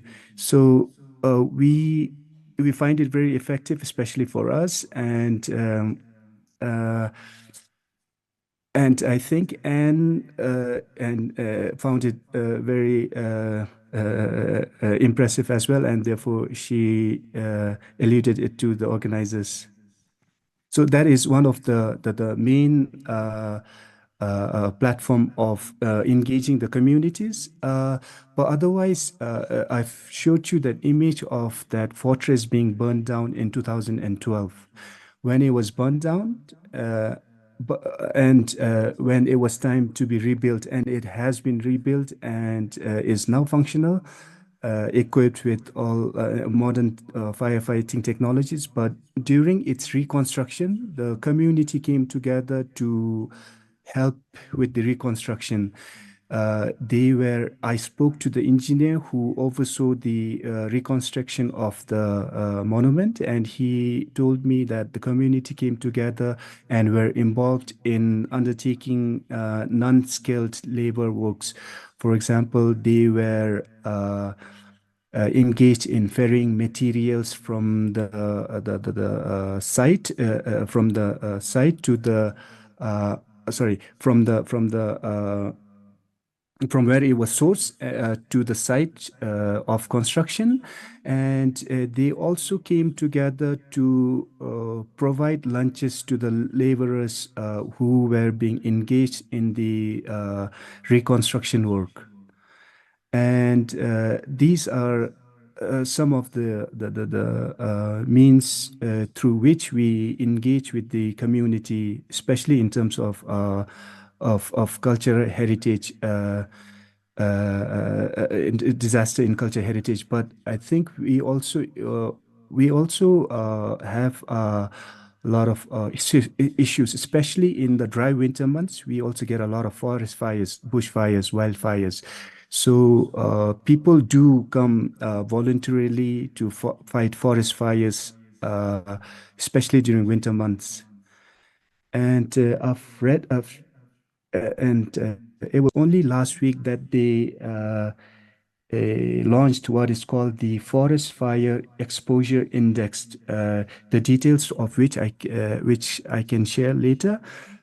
It's a technique of using satellite data and AI to predict forest fire threats and to strengthen climate resilience. As per the article, it said that it aims to enhance Bhutan's resilience to wildfires with real-time data for authorities and communities to make informed decisions. So I thought this was relevant for this session or this conference. Yeah, for sure, Thank you. Karma, thank you for sharing this approach using also new technologies as mechanisms to respond and to recover post-disaster effects. You mentioned about the national systems. We know that Bhutan has a robust national system for fire risk management and response. Could you please tell us more about your national policies and the system? So, as per policy, I work for the Department of Culture, and at the department, we have the Heritage Sites and Archaeology Department division, who looks after the cultural landscape and heritage structures. And we also have the Antiquities division, which looks after the protection, preservation, and promotion of cultural properties, the division that I work for. So at the department, we are guided by the Cultural Heritage Bill of 2016. So that bill talks about and principles and measures to protect and preserve our cultural heritage. Then we also have the Disaster Management Act of 2013 and the Disaster Management Rules and Regulations 2014. And we also have the Bhutan Building Rules 2002. As you would expect, these laws, acts, they require certain standards for new buildings to have certain measures put in place to counter fire disasters. Then, as I mentioned earlier, as we get a lot of forest fires, we also have the Forest Fire Rules 2012, which stipulates laws against making fires in the wild, and also lays out the fines and penalties if you were caught breaking such laws. Then internationally, we are signatory to the UNESCO Convention concerning the protection of the World Cultural and Natural Heritage 2001. And we have also signed and ratified the Sendai Framework for Disaster Risk Reduction 2015-30. And we are also a member of the Asian Disaster Reduction Center. So these are some of the policies that we live by. Thank you very much, Karma. I can see the. Okay. We have to say thank you again, Karma. We decided to start with you because we know it's very late in Bhutan. So thank you again for your time, for give us some minutes to share this important experience. We're going to continue with the panel number 2 related to recovery and response. And thank you again. Thank you.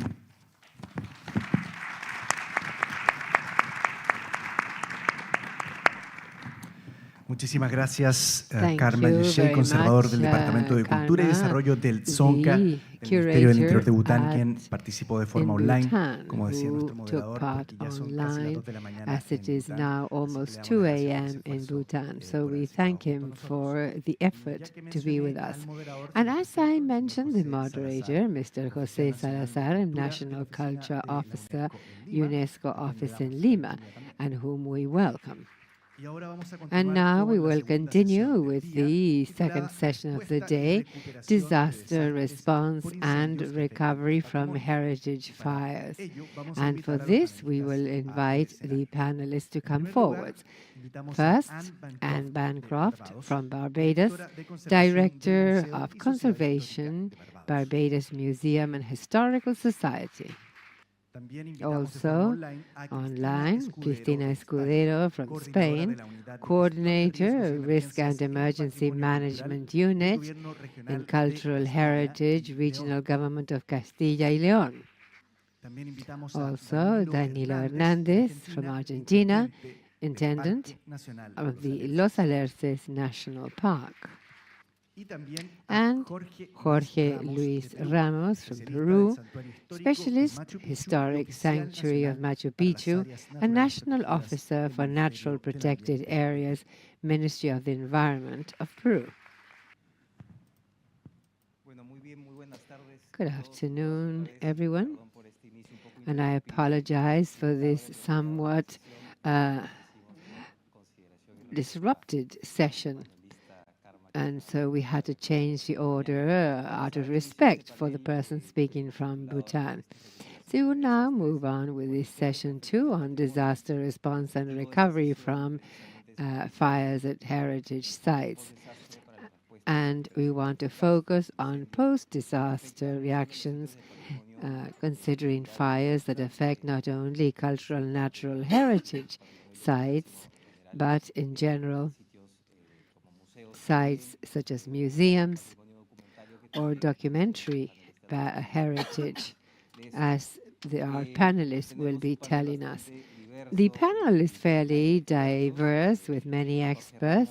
Jorge Ramos is a biologist with a master's degree in ecology and graduate courses from the University in Cusco, and has taken part in projects for the conservation of biodiversity at the historical sanctuary Machu Picchu, and he works on post-forest fire ecosystems in plant biology, forest recovery, among others. So Danilo Hernández is a forestry engineer and has carried out many positions in the Los Alerces National Park in Argentina since 2013, and since 2023 he is the intendant of the National Los Alerces Park in Argentina, and very active in relation to park management and water resource management. Anne Bancroft is the Director of Conservation, Barbados Museum and Historical Society. History and Conservation, a Master's in Conservation and Bachelor's of Fine Arts. She has worked as a preservation and conservation consultant in Barbados, West Indies, and India, and has also worked as a conservator at the Wellcome Collection, Lambeth Palace Library, the London Metropolitan Archives, and the Tate Britain. She was an assessor for ICON accreditation candidates. Cristina Escudero, who's joining us online, is a coordinator from the Risk and Emergency Management Unit in Cultural Heritage, Regional Government of Castilla and León, that reports to the Regional Council, and she has worked implementing risk management plans in Sierra Verde. She is part of Salamanca, and she has coordinated the Risk and Emergency Management Unit in Cultural Heritage, and she's part of Proculterra. Thank you very much to our four panelists for joining us this afternoon. We will start with a question, which is a general question for the four of you, and then I will ask some specific questions to each one of you based on your experience. Please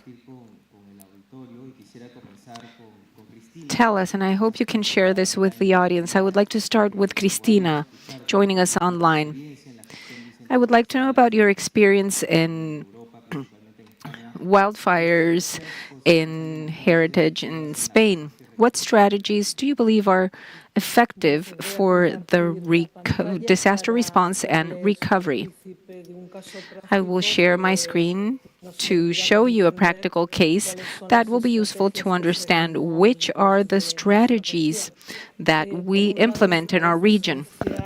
We believe that it is vital to have a georeferential basis in terms of our cultural heritage, to have a risk management and emergency management unit like the one that I coordinate, and then intersectorial coordination. For that, we will go back to 2021 in the south area of our community, where we had an important wildfire that took more than 2,000 hectares in a site of Sierra de la Palamera, which is one cultural and heritage site. Since we got the alert due to the wildfire that could comprise a large volume of land, we started working with the Copernicus satellite viewer system in Europe that has an emergency department due to wildfires. Based on this assessment,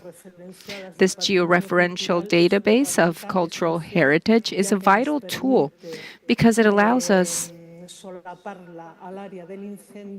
to apply it in the area of the fire, and we automatically know what we have, where we have it, and the characteristics of the fire. All of this with the purpose of establishing a rapid response, an immediate response in the territory. As you can see in this large wildfire, we had more than 37 assets, some cultural assets, that is the maximum protection figure of the state in Spain, with an important castle for history, with art, and you can see this area of the wildfire that corresponds to a cultural interest asset that is comprised of 3 important archaeological sites, among which we have Toner, the largest one in Europe, that comes from the 4th century before Christ. With all this information, we can rapidly manage the intervention to take place. The first phase, of course, is to do a quick assessment of damage. For that, having a risk and emergency management unit is key to be able to deploy ourselves rapidly throughout the territory, to collect the help of professional associations of archaeologists and restorers of the area, and then start appraising all this heritage with some guides designed specifically for wildfires that collect the primary and secondary damages to set the priorities of the first actions to take place.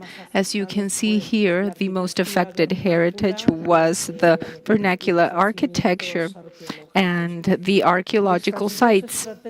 These 2 previous strategies wouldn't be useful if we didn't have a great collaboration with other sectors, in this case, those that intervene in the solution of the resolution of the emergency. And for that, we need to articulate protocols, coordination protocols for information exchange, and to carry out some of the actions in the wildfire that we're taking care of. One of the first ones was to request the Civil Guard, which is a kind of a police force that works in the rural areas, to conduct surveillance on archaeological sites, because we know that after a wildfire,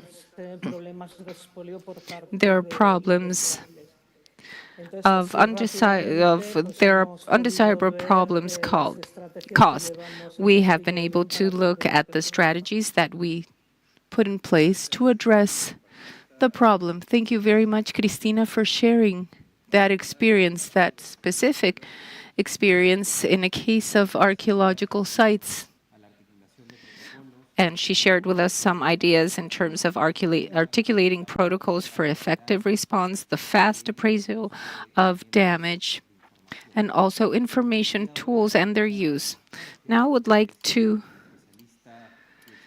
obtain the opinion of Jorge, who is the specialist and an expert from Peru in charge of the historic sanctuary of Machu Picchu. Jorge, please tell us about your experience with the historic sanctuary and what are the effective strategies that have worked in terms of response.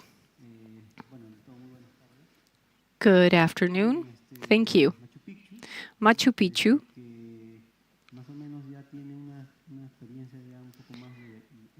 has an experience of approximately 20 to 25 years where the largest wildfires took place in this protected natural area. For us, it has been a multidisciplinary work in terms of starting the creation of brigades, training for forest firefighters, and it is a source of pride for us to say that we have trained forestry firefighters to address these type of events. Machu Picchu, although we all know the Inca city of Machu Picchu, but the sanctuary has more than 37,000 hectares, and it hosts 3 types of ecoregions. One is the Yungas region, the most populated one, which has the humid central Puna and the inter-Andean dry valleys. The largest number of wildfires that we have been able to see takes place in the inter-Andean dry valleys in the region of Yungas. And why? Because there is a large population nearby. Next, please. So to tell you a bit about what has happened, although we have been conducting all efforts possible, at least I belong to one of the institutions that manages this heritage site. Because let's remember that Machu Picchu is a mixed world or humanity heritage because it conserves biodiversity and ecosystems, but it also includes cultural elements, archaeological sites that were found of civilizations such as the Inca culture. I belong to CERNAM, the National Service of Protected Areas, and there is a small dot there in red where we have the historical sanctuary of Machu Picchu, which is small but has large problems in terms of wildfires. As I mentioned, it is 37,000 hectares. Since 1983, it has been declared as a mixed heritage of humanity. And based on this, the guards that are in charge of surveilling and controlling this site is comprised of approximately 40 people, 10 specialists on these issues, and most of them have been trained as instructors in wildfires. Next, please. Where does this start? As I was saying, in the beginning,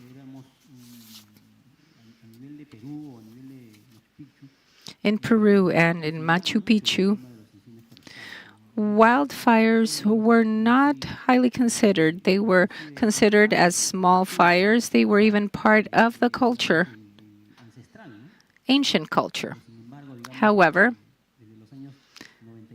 since 1995, due to the large wildfires that we had in the area, the Machu Picchu program started being created, and the government of Finland supported this program, incorporating new policies, including the prevention and control of wildfires. That is our starting point as Machu Picchu, where we started becoming trained, because it was such a beautiful heritage that we wanted to preserve for humanity. And already in 2018, a potential strategy is created to articulate not only CERNAM, but other different institutions to be able to face these events. And up to date, we have more than 450 forest firefighters in CERNAM in all protected areas in the country. Within the most common causes in Machu Picchu, we have ancient agricultural burnings, where we have seen some events taking place that are created due to some flaws from some companies that operate within the sanctuary. We have also seen those situations of fire. And in 2022, despite the fact that all the fires of Machu Picchu were incidental or caused by men, there is the first natural fire that took place in the highlands of the humid central Puna area. So we're already part of an alert system, and we see that climate change is affecting many ecosystems, and it is making them vulnerable. Based on this,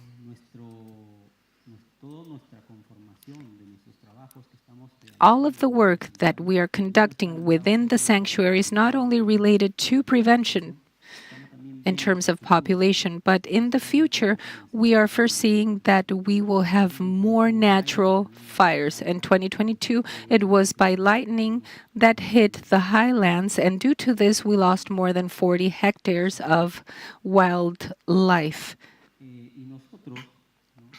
Next, please. And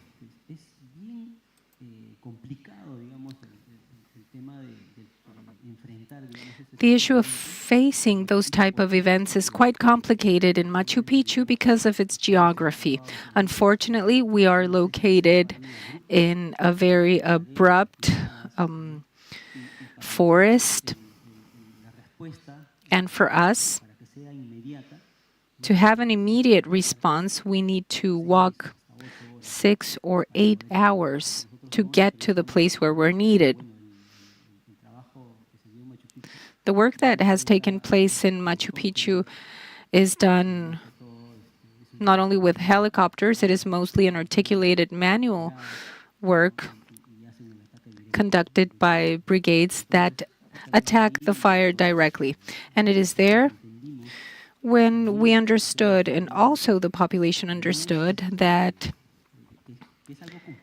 it is a complicated thing when facing these events, because not only are you exposed to the fire or becoming burned, but also due to the high slopes that there are due to the falling of rocks, you're exposed to other type of dangers or hazards, such as being stung by bees or even some snakes that inhabit the area. It is not easy, but based on our experience, we coordinate this. The Ministry of Culture, as well as the Ministry of the Environment through CENAM, and with support by the municipality throughout the entire disaster risk management, we have worked very closely and harmoniously and precisely. When we do have a wildfire, this triggers first response, and we have a control and surveillance posts. We try to reduce or reach the area as soon as possible, because that is in itself a challenge. You need to act fast. The quicker you respond, the less the impact. And so we have pictures here of evidence of a roasted fauna, and it's a very desolate landscape that we see. And that is why we consider that among the work to be done, at least in terms of wildfires, what's most important is prevention. It must be done. Training, awareness building, not only of the people, but the public agencies, private entities, for them to become aware that all of this is connected. If you don't work in connection to others, you have total disorder, even for the first response. This also leads to a conflict. And so, in addition to fires, we have the invasion of exotic species, such as a certain type of grass, which invades and takes over many of the areas and local species. After a fire, with the first rain, this new exotic species invades us and restricts the natural regeneration that might occur. And so we need to do assisted work, reforestation. And well, we're not doing everything because we would like to see our sanctuary once again recovered. Despite the tremendous loss of more than 10,000 hectares, almost a third of the sanctuary. And so there are areas that, although they are recovering naturally, there are others that were very much affected. And so we have worked, devised strategies, such as, first of all, with a schedule of activities and with a budget, an annual budget. And this has allowed us to regenerate certain areas. But unfortunately, as it has happened to everyone, with the pandemic, a lot of these projects were significantly shrunk. And so we do believe that there is a matter of management that is very important here. Sometimes the state as such is not the only source of financing available. You also have support by the private sector, and that could also connect with us and foster the recovery work, not only of the native forest, but the different cultural elements that have existed. And this is something that we must preserve. So, as I said, this is the experience at Machu Picchu with the firefighters and instructors. A few years back here, we were with Chile, also supporting with the wildfires.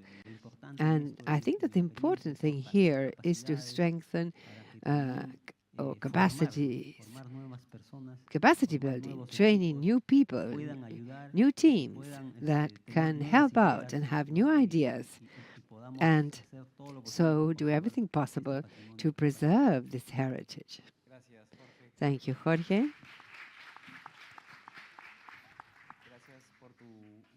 Thank you for your intervention and for sharing with the auditorium the experience of the sanctuary. I will return to you later with more specific questions.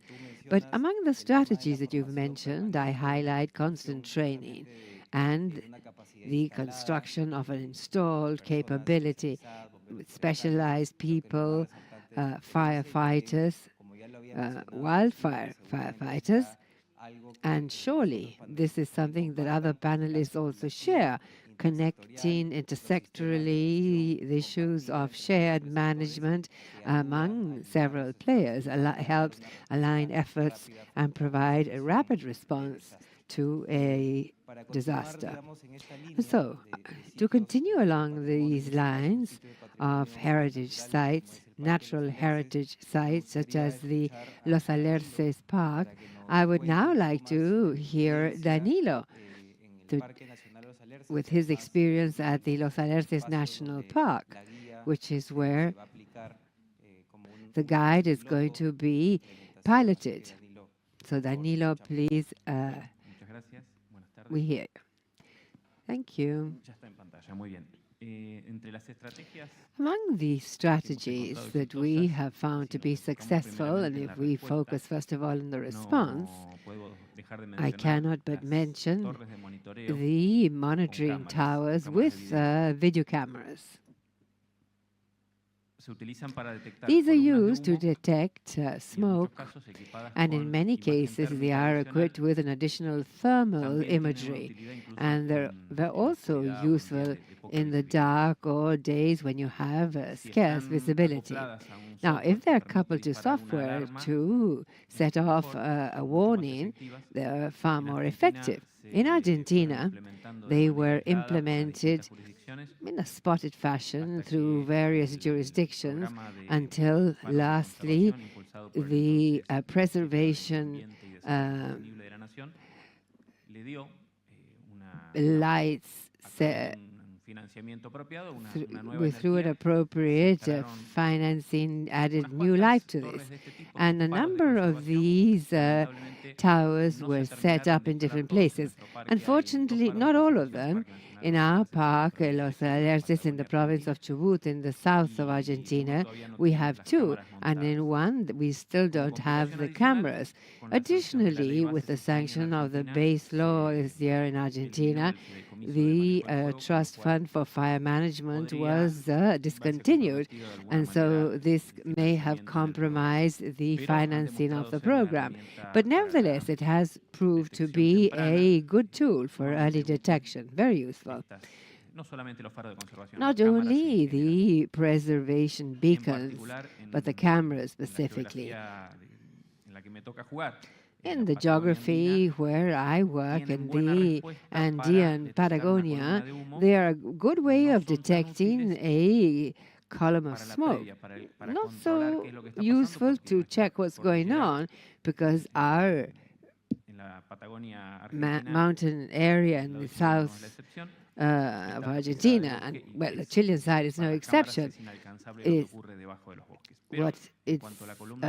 impossible to see what is happening below the canopy of these forests, but in the more barren areas, these cameras are very useful. The other important thing is having trained staff with experience and knowledge of the terrain. This is to combat wildfires makes a big difference. It's not the same to do these work with novices or veterans. Of course, the veterans, they come with years, and in our country they say the years don't come on their own, they come with backache.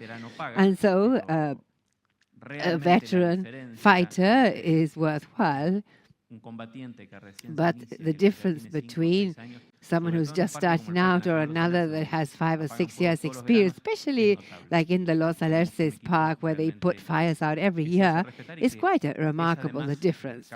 And they as well train new firefighters. But now then, with regard to recovery, you must bear in mind that the Andean and Patagonian forest has evolved with recurrent fires. Every 100 years, depending on the place, it may be more, maybe less. But it has been sufficient to the native forest in the absence of cattle. It recovers on its own to heal the areas that have been burned, not only burned, but also rockfalls, entire slopes. And they all recover on their own naturally. But if you analyze the vegetation, you realize when the last disaster, so to speak, occurred. Now, this situation changes drastically in the last century in the region on account of cattle rearing.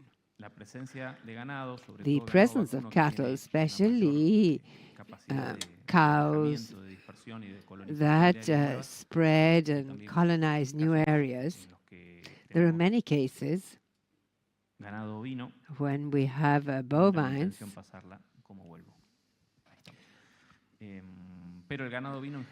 But they stay closer to settled areas. But the presence of cows has compromised the recovery of these forest areas, because maybe the closure or the exclusion of cattle grazing in areas of native forest would be sufficient to recover the natural recovery. Now, this is possible in the areas of the national parks, strictly speaking. And I mention this because in the Argentine model of national parks, we refer generically to a national park, but really has two management categories, a national park and national reserve. In the national park, conservation is more restrictive and only admits as the only productive activity those related to tourism, nature tourism, whereas in the national reserve, that is where we have human settlements and where it is possible via regulation to have an economic use of the soil, agriculture, cattle rearing, and tourism, among others. And so in the reservations, you have several rural settlers, and their traditional way of life is precisely cattle rearing. And so it is in these reserve areas, it is very difficult, if not impossible, to have a cattle exclusion plan, which does not happen in the parks. In the parks, we have wild animals. Bagual, as they call it, is an animal that has no owner, and they live in the wild. And they not only in the Los Alerces National Parks, but in all Argentine parks in the Argentine Patagonia, they're free of control and initially seeking to reduce the burden, and also with the sequestration of these animals when they're going through areas where they shouldn't be allowed. And now, yes? Now I needed to change my screen. In Los Alerces National Park, we're undergoing a specific situation. For more than 1 decade, we have been suffering from intentional fires. I will not say fortunately, because it's not a fortunate situation. Each fire is a disgrace. But most of the fires, such as the ones that we're seeing on the screen, are started in the National Reserve area. And why is this important? Because the heritage site is not the entire area, but only the national park, with which the humanity heritage site is not quite affected by the fires. But the National Reserve is a place that protects the national park and the heritage site and the nuclear area of the Biosphere Reserve, because it is part of the Andean North Patagonian Reserve. Yes, the National Reserve suffers from these recurrent intentional fires since 2008, approximately. These are the oldest ones, the ones that we're seeing right now.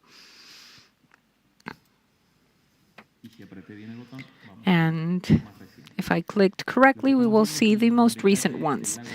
Here is a detail of the Futalaufken Lake on the right side. On the east, we will see the geography. We are in part of the reserve, and on the left side, we are in the national park. On the reservation area, these are the sites of the last 4 years, I would say, but since 2024. The last ones took place in January, so they're mostly concentrated in 3 years. In 3 years, fires have been started in all those locations, with the two most distant points that do not have a distance of more than 10 kilometers from each other. So we have a problem.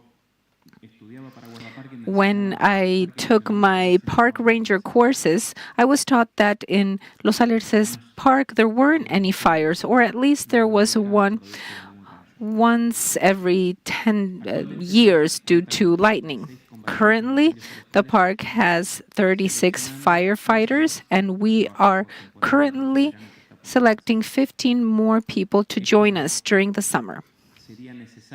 This wouldn't be necessary if the park had one fire due to lightning every 10 to 15 years. We would have too much staff, but this is not the case because we have people on the loose. Hopefully, it's just one person causing fires in the park. And this problem will not change if we do not do anything about this. Nothing makes us believe that we won't have any more fires in the upcoming summers. We do not ask if we are going to have fires, but what day they will start. Thank you, Danilo, for those final thoughts. Let's give Danilo a warm round of applause. And he's providing us with a difficult outlook, as Jorge was saying in his own intervention. And let me take some things that also agree with what Jorge was mentioning in terms of effective strategies, such as having veteran staff to generate this capacity, install it, and for them to become promoters and agents that can convey this knowledge to the new staff. And I also have specific questions regarding the management of the park and what happens in general in Argentina. With other kind of heritage, we talk about natural and archaeological sites. But Anna, please, could you share with us your experience in museums, for example? How is the response? Do you have any experience in the recovery of this heritage, please? Seguro. Buenas tardes. Muchas gracias. Okay, I'm speaking with you all very much drawing on an experience from Barbados. We are very small, and we're essentially what's covered and referred to as a small island developing nations in the Caribbean. So I focus on collection care. So what we can do to affect the entire collections which are housed in these buildings. So movable objects in immovable heritage sites, so to speak. So fires aren't really that common, thankfully. In Barbados, we have some fires that are there and that they happen in abandoned buildings where people go in and they decide to live, and they will set fires for one reason or another. Maybe it's not necessarily to keep warm, but maybe to cook some food. We occasionally have cane fires. This is part of the agricultural process, but occasionally with us getting a little bit drier, we have had some fires due to heat that's happened. The other interesting thing that has happened to us is volcanoes. Barbados has no volcanoes, but we've been impacted by the ash from a neighboring country, from St. Vincent. So, meanwhile, the fire is very far away, but it still impacted us because of winds. Now, change in climate. Growing up, we didn't really have things like fort lightning. And now, this year, after a and I'm going to say fortunately, after a UNESCO workshop that we had in Barbados. It was facilitated by the Division of Culture. We had a fantastic program, similar to how this is today, and that set us up really quite well to deal with this disaster that I'll speak with you on. This program really spoke to emergency preparedness and response across different risks. So, of course, we have the risk assessment for the heritage sector. So we looked at all sorts of risks. But fortunately, at that program, we were able to interface with our first responders, our firefighters, the Barbados Defence Force, the police, and also different attendees from around the region, mainly the Anglophone, because language is a little bit of a barrier. So this brought us all together. But out of this also came things like doing drills and exercises.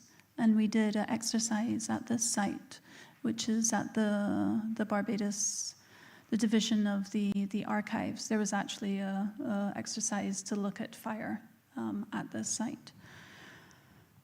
So we didn't expect to actually put in place a lot of the things that were discussed at this scenario, and really we're catching up. So when I say we're catching up, a lot of the institutions, they don't have emergency preparedness and response plans. Some of us do. For instance, I'm from the Barbados Museum and Historical Society, and we have one, but we are 90 years old.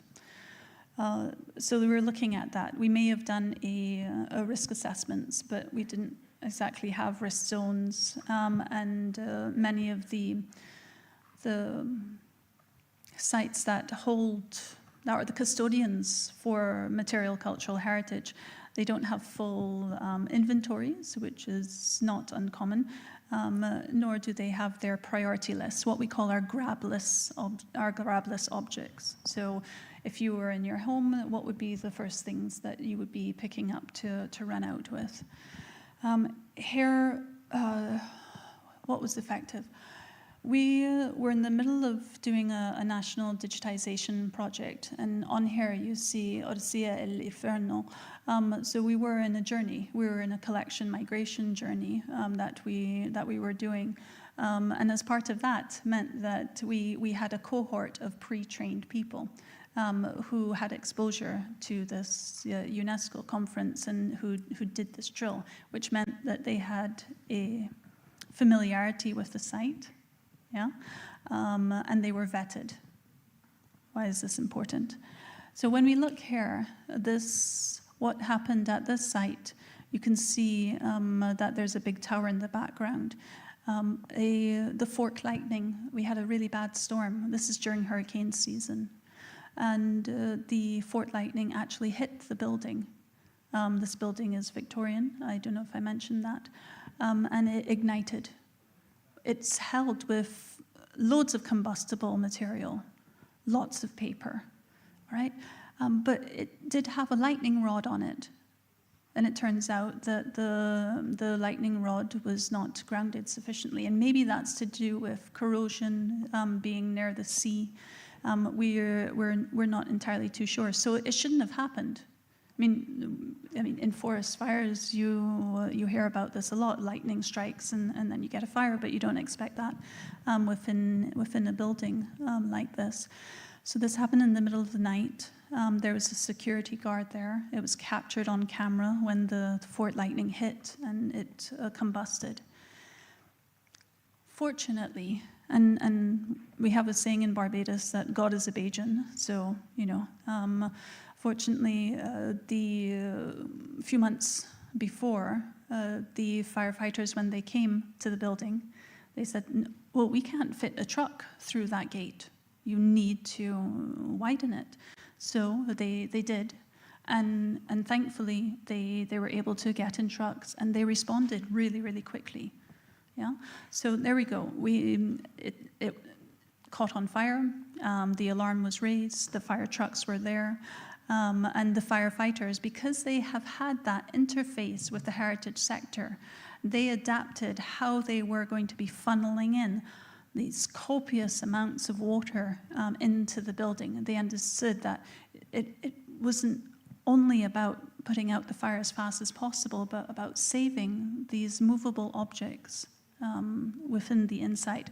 So this is, there's a firefighter there and he's got some cardboard boxes, but those had loads of rolls and ledgers going back from the early 1700s. And what he did was that was the first tranche of material that came out. And if it wasn't for that sensitivity of the training of doing the drill, I don't think that would have happened. Yeah? Simple things, quick wins that we were able to do and deploy. It was to understand doing firefighter lines.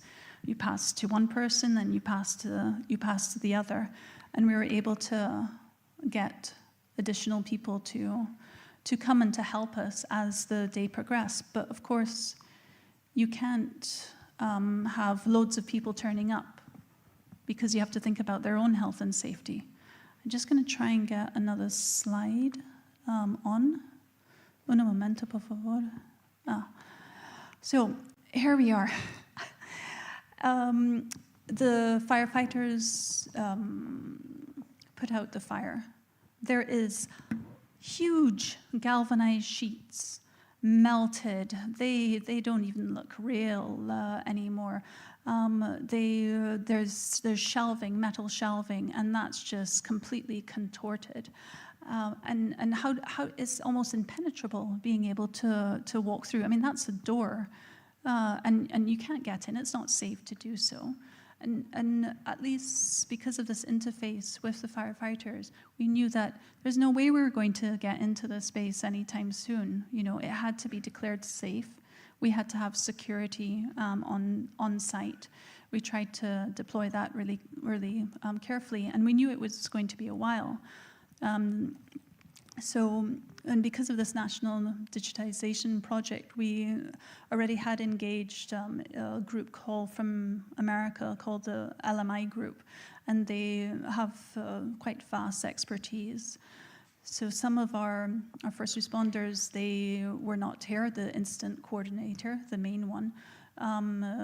So we did a lot of things remotely with our network, our international network, as well as our local.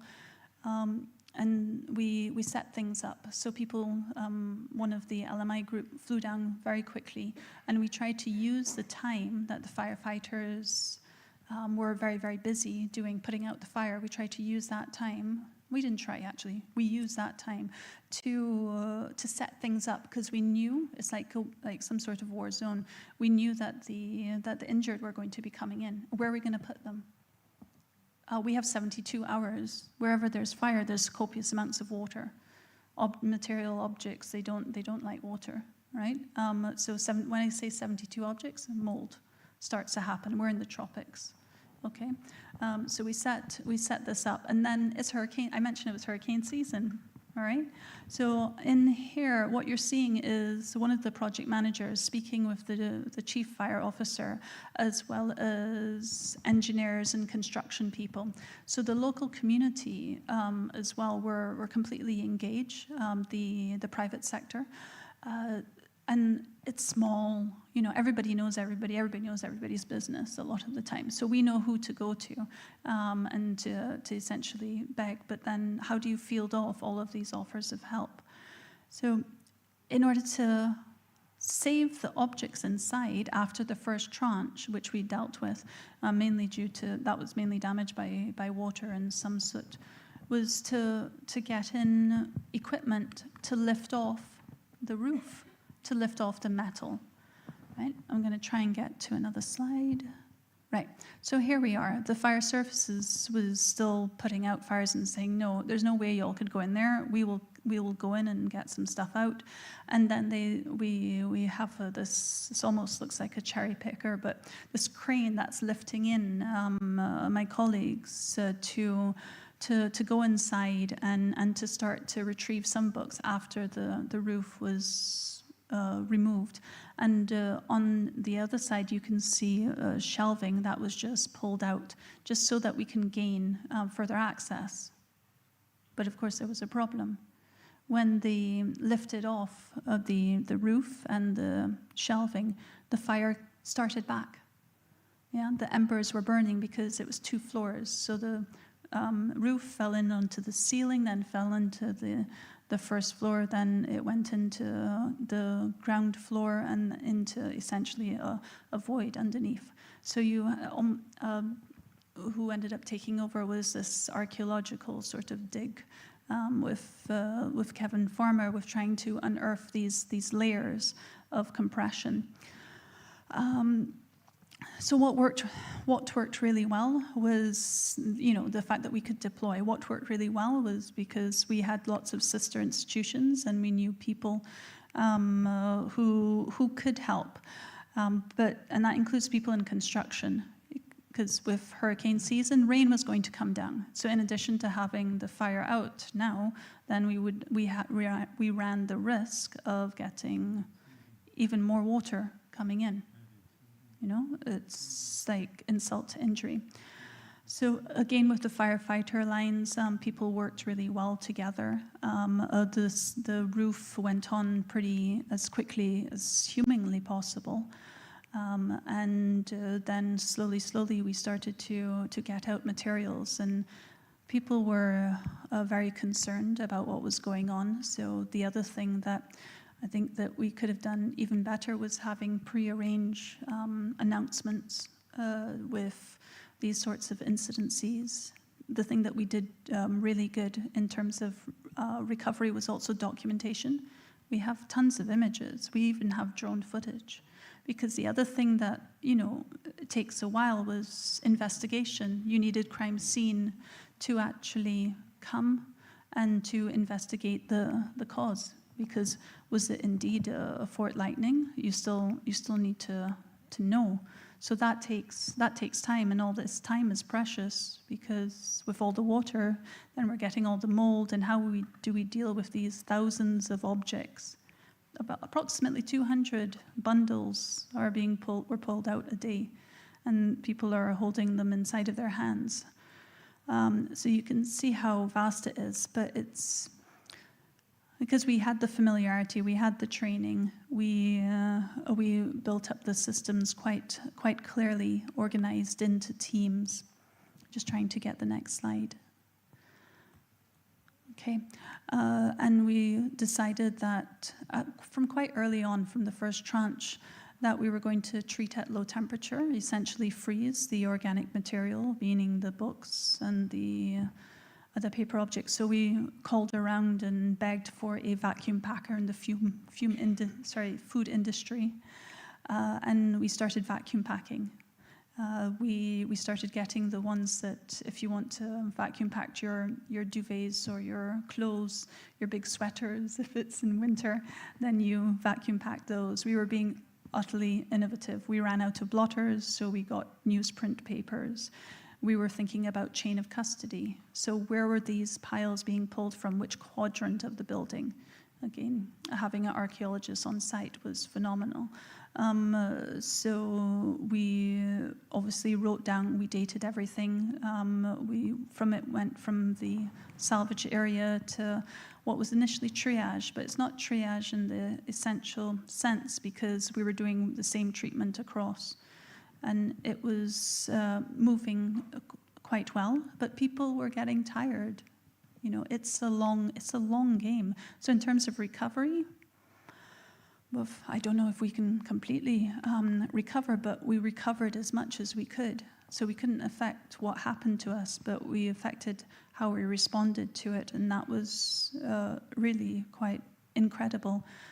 Given that this particular institution didn't have a fully operational call-out list, as we would normally expect, and there wasn't the priority list, your objects that you would grab first, but in this instance, that wouldn't have worked either. Just trying to get the next slide. So, again, leverage with networks, which includes, there's food industry. So we, again, have walk-in freezers. In Barbados, we import pretty much, most things.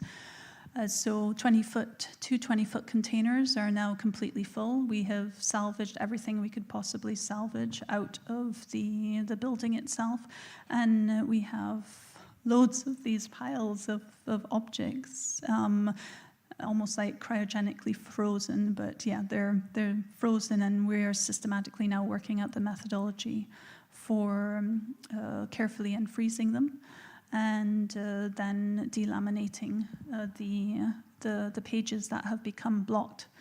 But the reason why we had the transport agents who could handle art objects was because, like I say, we were in the middle of this move, so we already had people engaged, we already had containers, yeah? So we might not have had a call-out list in the same way, but we were doing a migration, but this was an emergency migration, just trying to get us across.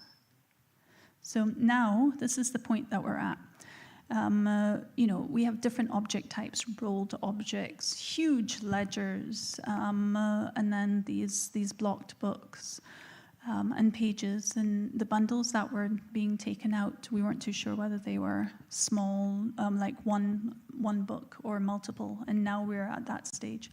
So the challenge right now is really we have some things that under 50% have been burnt, the categorization that we're using, and then over 50% burnt, and then completely burnt, and we're slowly delaminating. But to manage expectations, and this is the other thing that we have to do in the heritage sector, to manage the expectations of the recovery period, because it'll take, at best, 7 hours to do one of these objects. And at worst, you're looking at from around 200 objects for one thing. So prevention is incredible. And buying the time and making the most of the time that you have. And some of these we've already digitized, and we can do a lot with lighting with that. So I hope that gives a little bit of a glimpse into what we were doing. But the sad thing is that we were in the middle of becoming a hell of a lot more prepared, and then this tragedy happened. And what about people's wellness? And people literally, freaking out seeing these objects. They aren't sacred objects, like, for instance, what we've also seen with what Karma is dealing with, but still these are so significant nationally, regionally, and internationally. So I don't know if we're going to recover, but we're doing the best that we can with what we have. Muchas gracias.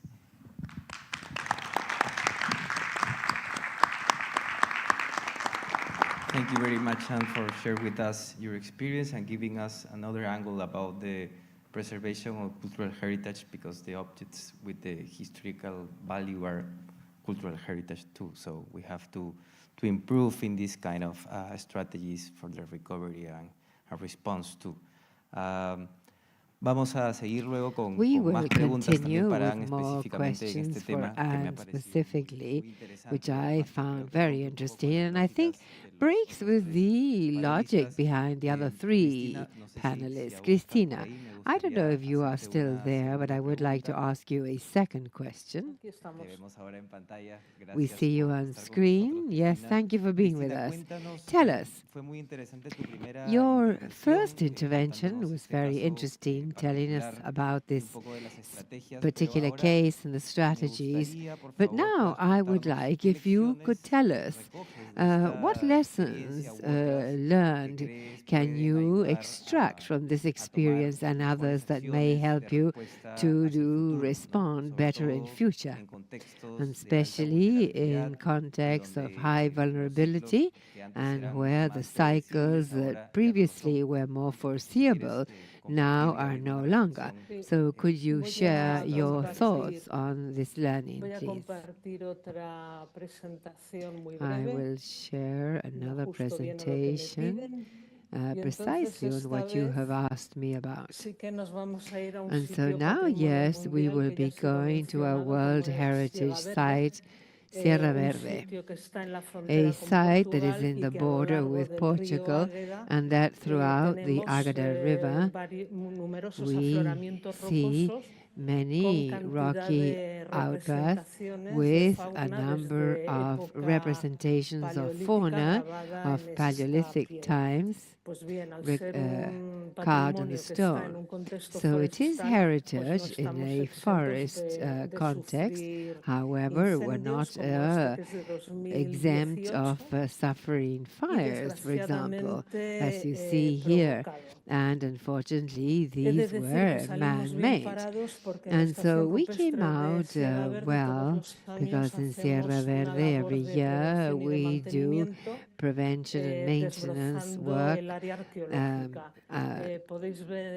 taking out the thickets around the archaeological areas.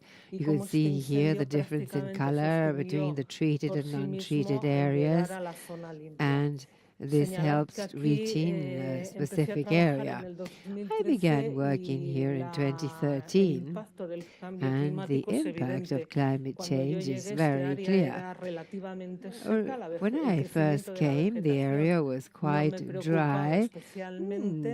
Plant growth was no real concern. But since then, now it rains very heavily, and the vegetation grows in an uncontrolled manner.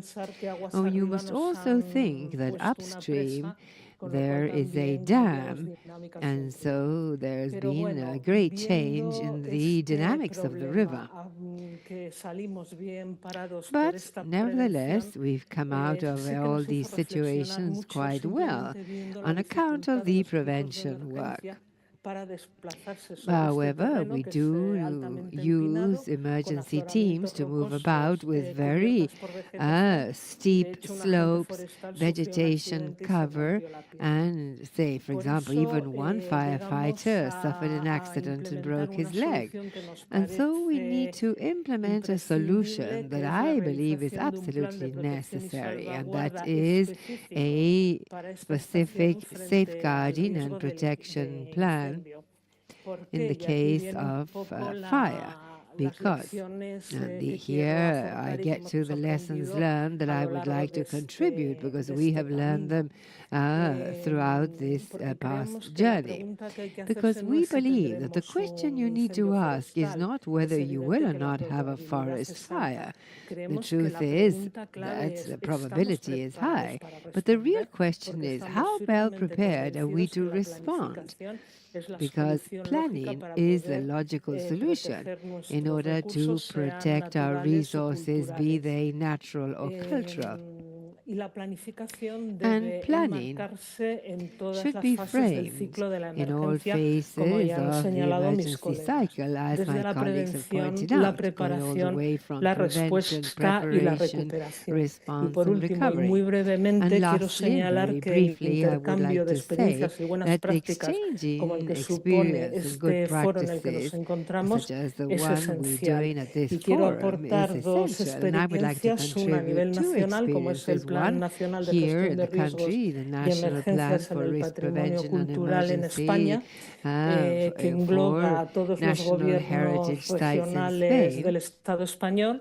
Y en el ámbito europeo, el proyecto Procalter y el proyecto Procalter 2, desde el que llevamos trabajando desde el 2018, recopilando en una primera fase buenas prácticas para ponerlas en común y a partir de ellas desarrollar las claves esenciales para una metodología encaminada a la protección del patrimonio cultural, de las consecuencias de los desastres, y que les invito a descargar de su web.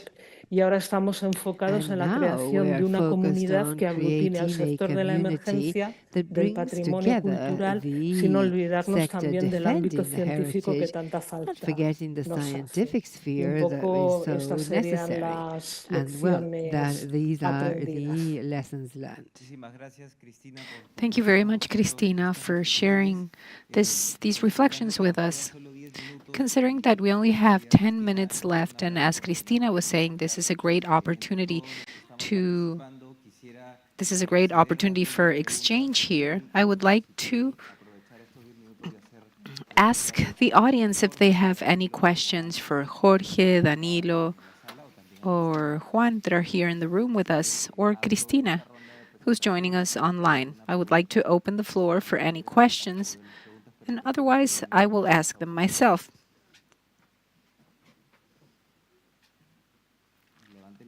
Please raise your hands. We have one person there. And another person on the left.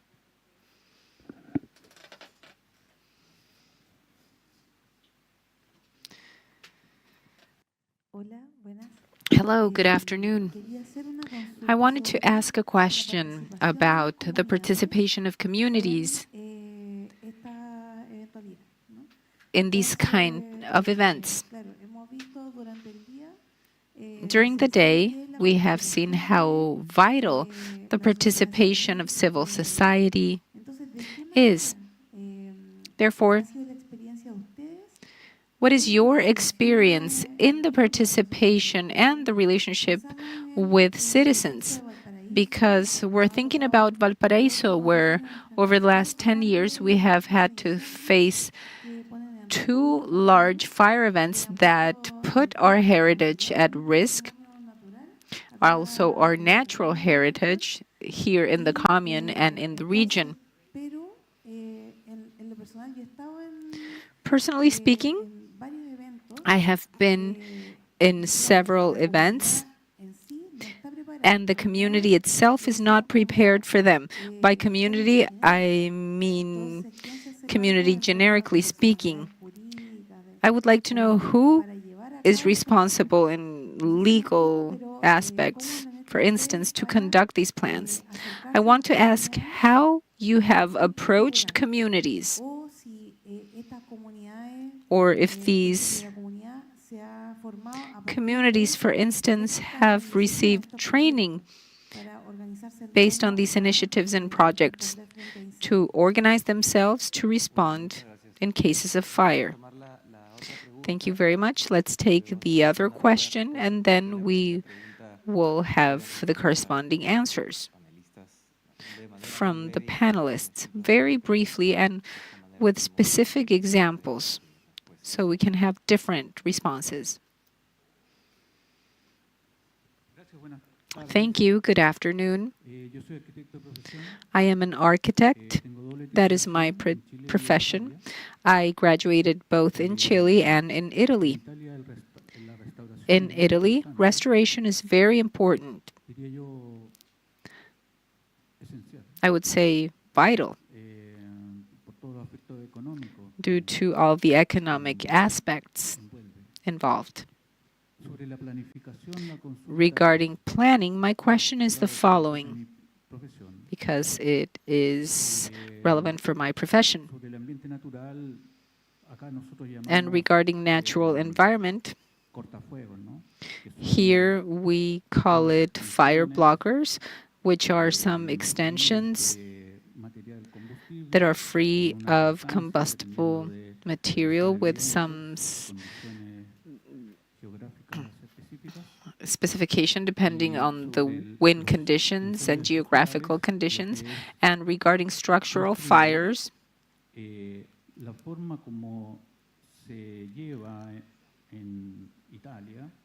the way in which this is addressed in Italy is through a very detailed and comprehensive record of the current state of those buildings. This is, if there is some kind of faithful recorded trace in documents that those conditions can be rebuilt, and let's say that those documents guarantee perpetuality, so that in case of any incidents, either caused by earthquakes or the human action, because we're talking about attacks and wars as well, civil actions, meaning the population. And since we are working with memory and heritage, we have a cultural struggle involved, and that must be considered. The way in which this is foreseen in Europe is through a proper planning record, which acts as a kind of insurance to fight all those events. That was a joke. Well, thank you very much. Thank you very much for your reflection and comment. Let's go with the first question. You have 2 minutes each regarding the role of communities and your experience. With movable heritage, I think the community aspect is very challenging. For several reasons. When you have a fire and in the GLAM sector, galleries, libraries, archives, and museums, you're also worried about theft. So that's in the frontmost. But even before that is the safety of the people who are coming in. And unless they have the training, I mean, you have to do your due diligence. You can't have everybody in there. There's even security to know who's in the site, who's off the site. Have they left with anything? Do they know what they have to do in the team? And each of the teams in the call-out list, you have it's not as organized as, with proper firefighters. Well, we're working towards that, I should say. But you have an incident coordinator, you have a salvage team, you have a recovery team, and you have these different teams, and each one of those should have a job description. And you normally have someone else as a buddy system to rotate, because, as I kept telling everybody, this is a marathon, it's not a sprint. So I think with the communities, it's really hard unless, for instance, going back to the pre-trained people and the volunteers and the national service, that kind of evoking that you need to get your communities to be trained in order to help in these instances. So yeah, pre-training is all I can say, and pre-vetting. Thank you very much. De nada.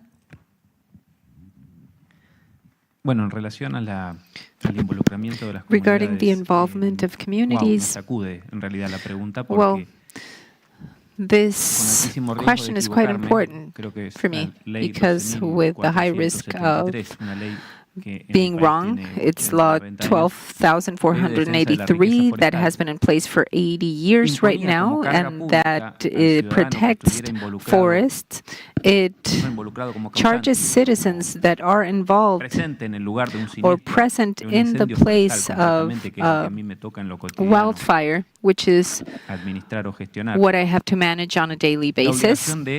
It gives the citizens the obligation of providing all the assistance possible with manual work or with their vehicles. In rural areas, it means tractors, trucks, tools, workers, everything available. And out of these 80 to 90 years, up to now, our legislation has heard that.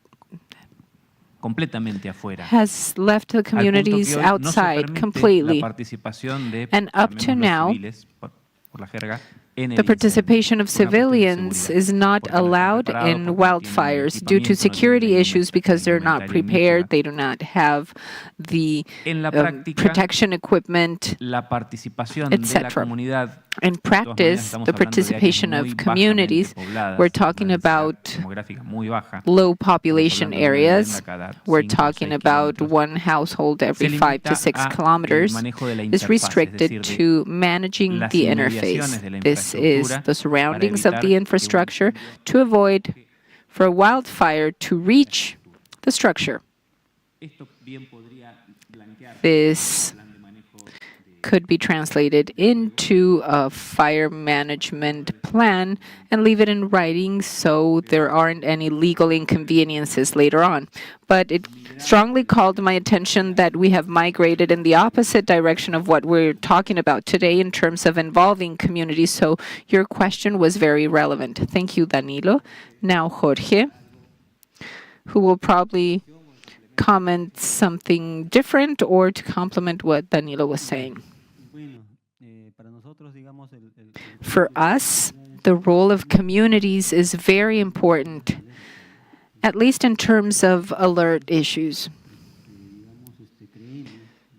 When we believe that awareness and training is important, and it not only involves a reactive role, but it also has a role of making people become aware and showing them different aspects of how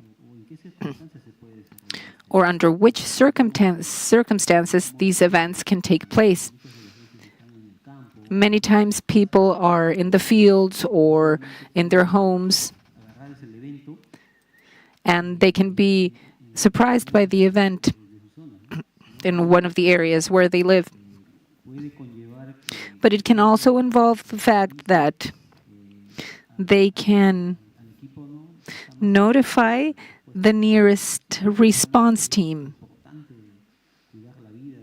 If we consider that taking care of their lives and everybody's lives is important, but we have also realized that they play a very important role in terms of communicating the situations. In many cases, these events are informed by them. They trigger the alert through communication, or in the Canota Basin, where the train goes by and cuts down the sanctuary, we have more fire events. And when they are commuting or when they're riding the train, the community notifies specialists to go to the site and do the first assessment to look at the scope of the event. So we, quote unquote, already do the response.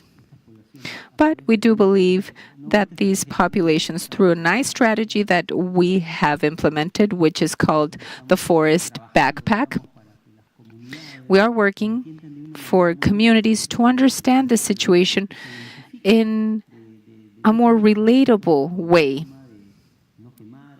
so they can be educated on terms of not setting fires, of not burning organic waste, for the good of the ecosystem and the heritage that they have. It is those practices that are helping us to provide a better response. And secondly, I believe that the fact of them knowing how these events take place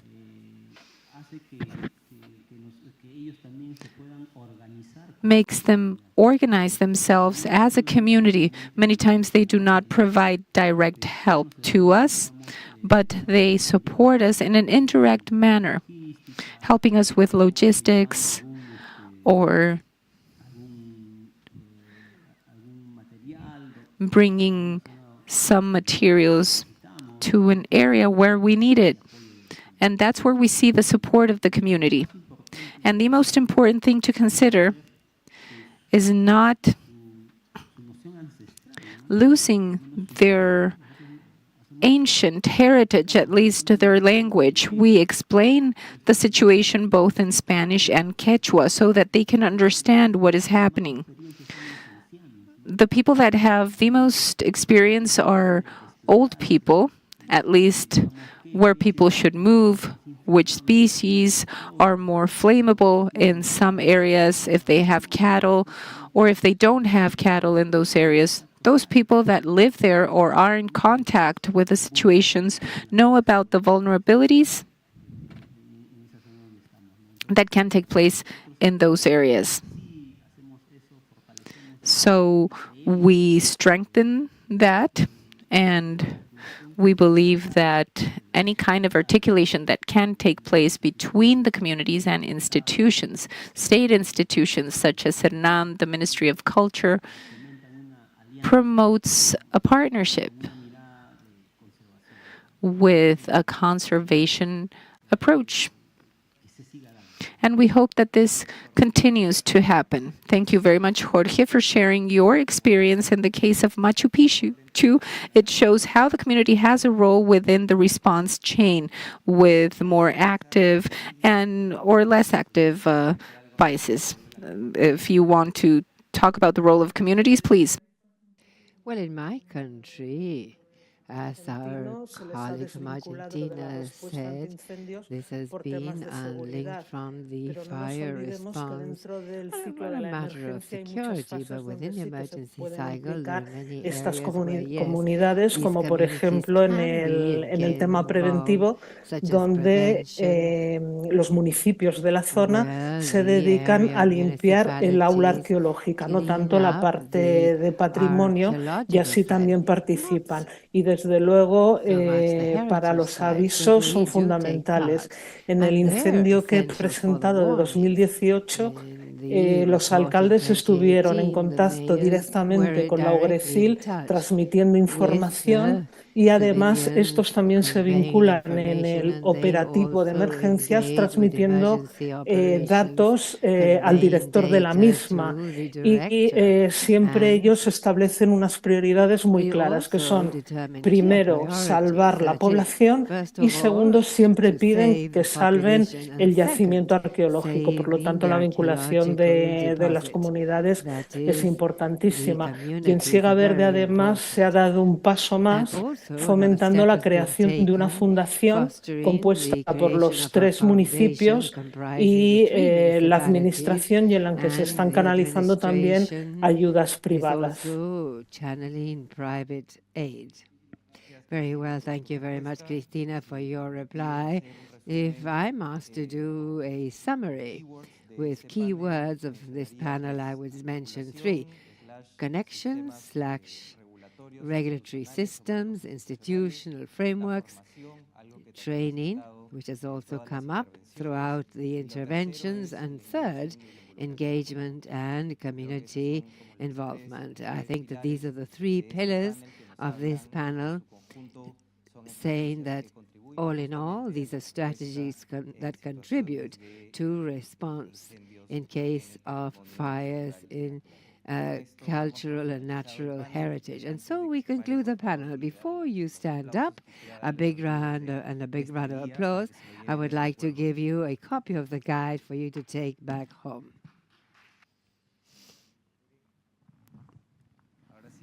And now, yes, a big round of applause for our panelists.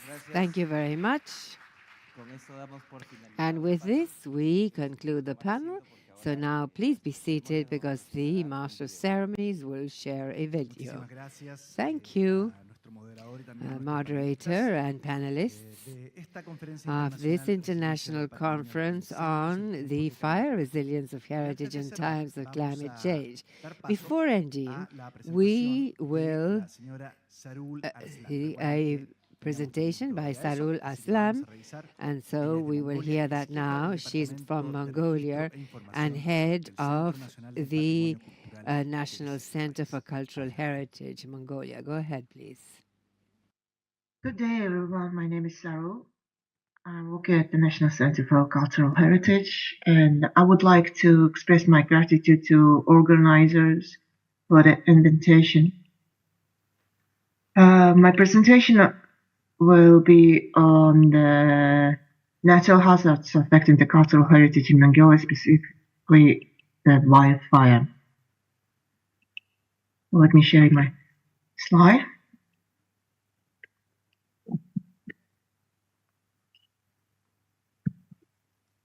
So before this, to start my presentation, I will give you the brief information about the climate in Mongolia and the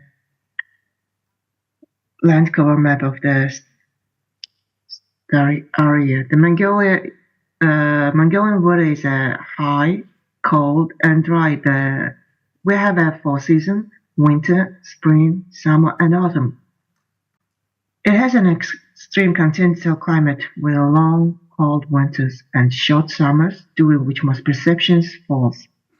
The highest winds occurs in April and May. January is at the coldest, and July is the hottest month.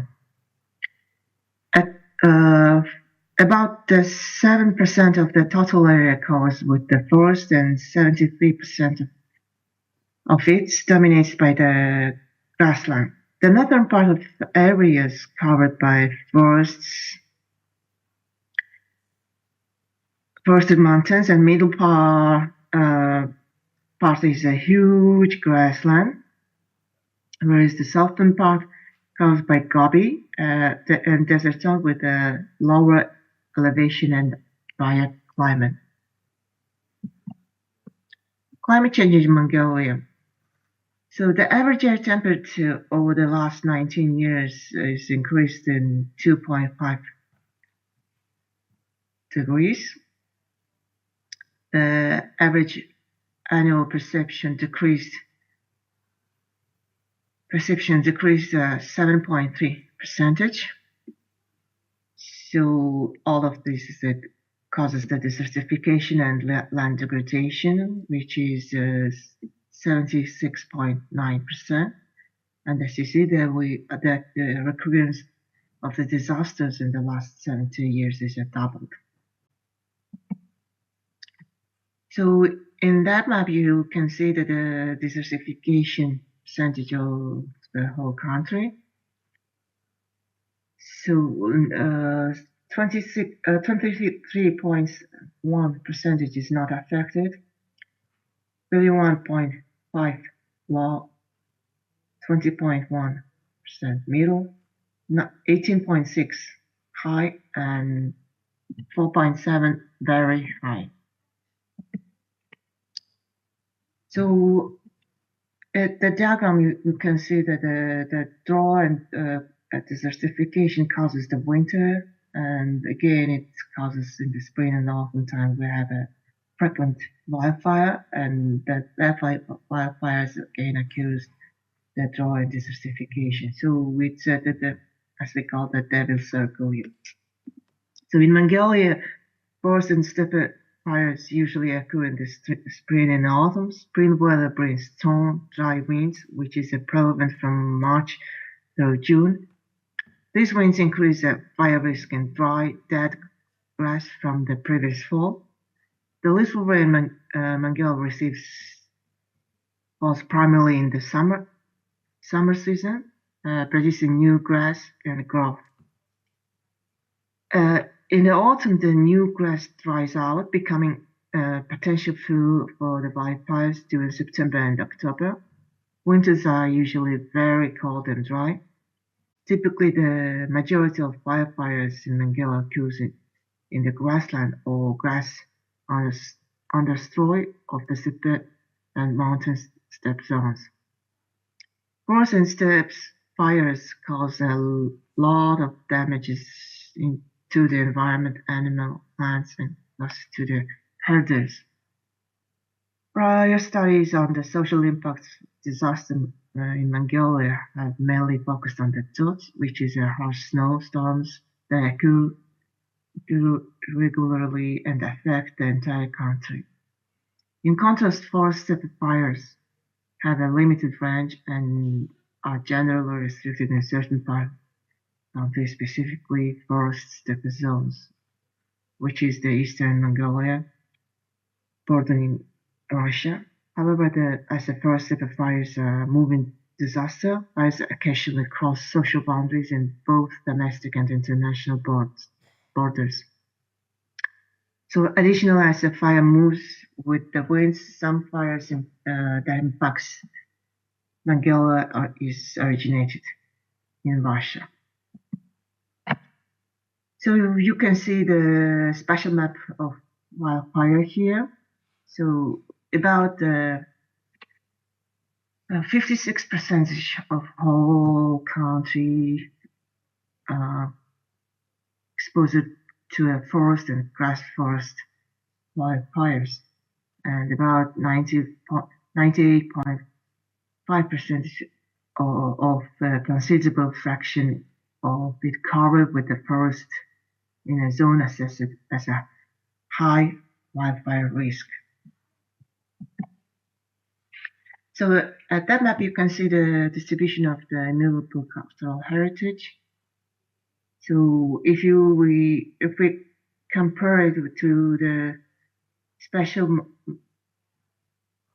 map of the wildfire, you can see the area where the immovable cultural heritage could be affected. So Mongolia has two categories of protected cultural and historical areas. It's at the national level, we have 197 monuments, and at the provincial level, we have 597 monuments. Again, if you see the area of the wildfire, half of them also could be affected. So here you see the distribution of the World Heritage Sites. And here we have Botmanholden Mountain, our biodiversity, and so on.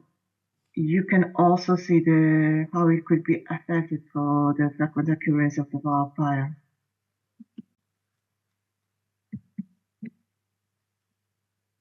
Here we have a monastery and historical architecture's distribution map. So for the comparison, you also can see that it could affect a part of them.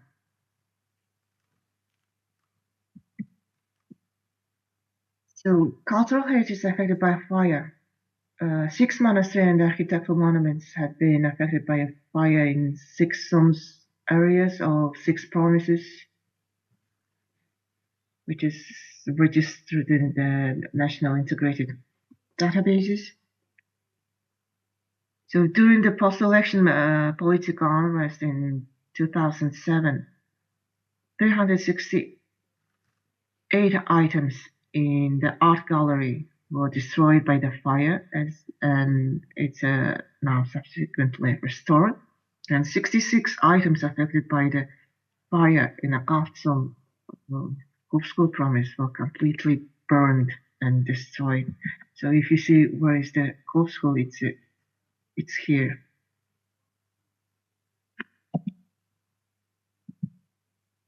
So in terms of the intangible cultural heritage, also you can see the distribution of the cultural heritage in the 5 domains of the convention. So the distribution really in a huge range if you compare with the special map of wildfire. So the loss of livestock due to the forest fires prompting people to immigrate to the urban areas. This, along with the shortage of raw materials used in the traditional practices, is increasing the risk associated with the loss and alteration of some elements of ICH. Those are pictures from last wildfire which occurred in the eastern area, Mongolia last year. Well, the conclusion, there is a very little research on how climate change impacts cultural heritage in Mongolia, or the natural hazards of climate change, which is impact cultural heritage in Mongolia. Currently, there is a lack of research databases or comparative studies in climate change, natural hazards in relation with the cultural heritage. Additionally, there is no coordination or networking among the related organizations, stakeholders, intersectoral collaboration. Researchers and specialists interested in this field are few and not adequately recognized. So thank you very much for paying your attention. That's all from my side. I'll just give a brief overview on the observation of how wildfire is affecting and or could affect our cultural heritage in Mongolia. So I wishing you a really productive and fruitful conference, and will appreciate it for the invitation in having me here,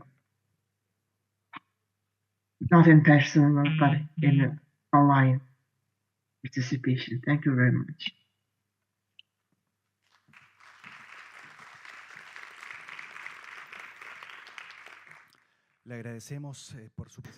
Thank you for your presentation. And I would like to thank you too for attending today, for understanding us, for running late. Also, thank you to the panelists and moderators for being part of these interesting conversations on this international conference. Resilience of heritage in fires given climate change for Latin America and the Caribbean of the UNESCO office in cooperation with the Ministry of Arts, Culture, and Heritage of Chile. Thank you for attending today in person and online through the YouTube channel of UNESCO Santiago. And you will have the recordings to check afterwards. We would also like to thank Parque Cultural de Valparaíso for hosting us today. And I hope to see you back at 9:30 here to start with the second day of our conference. Thank you very much.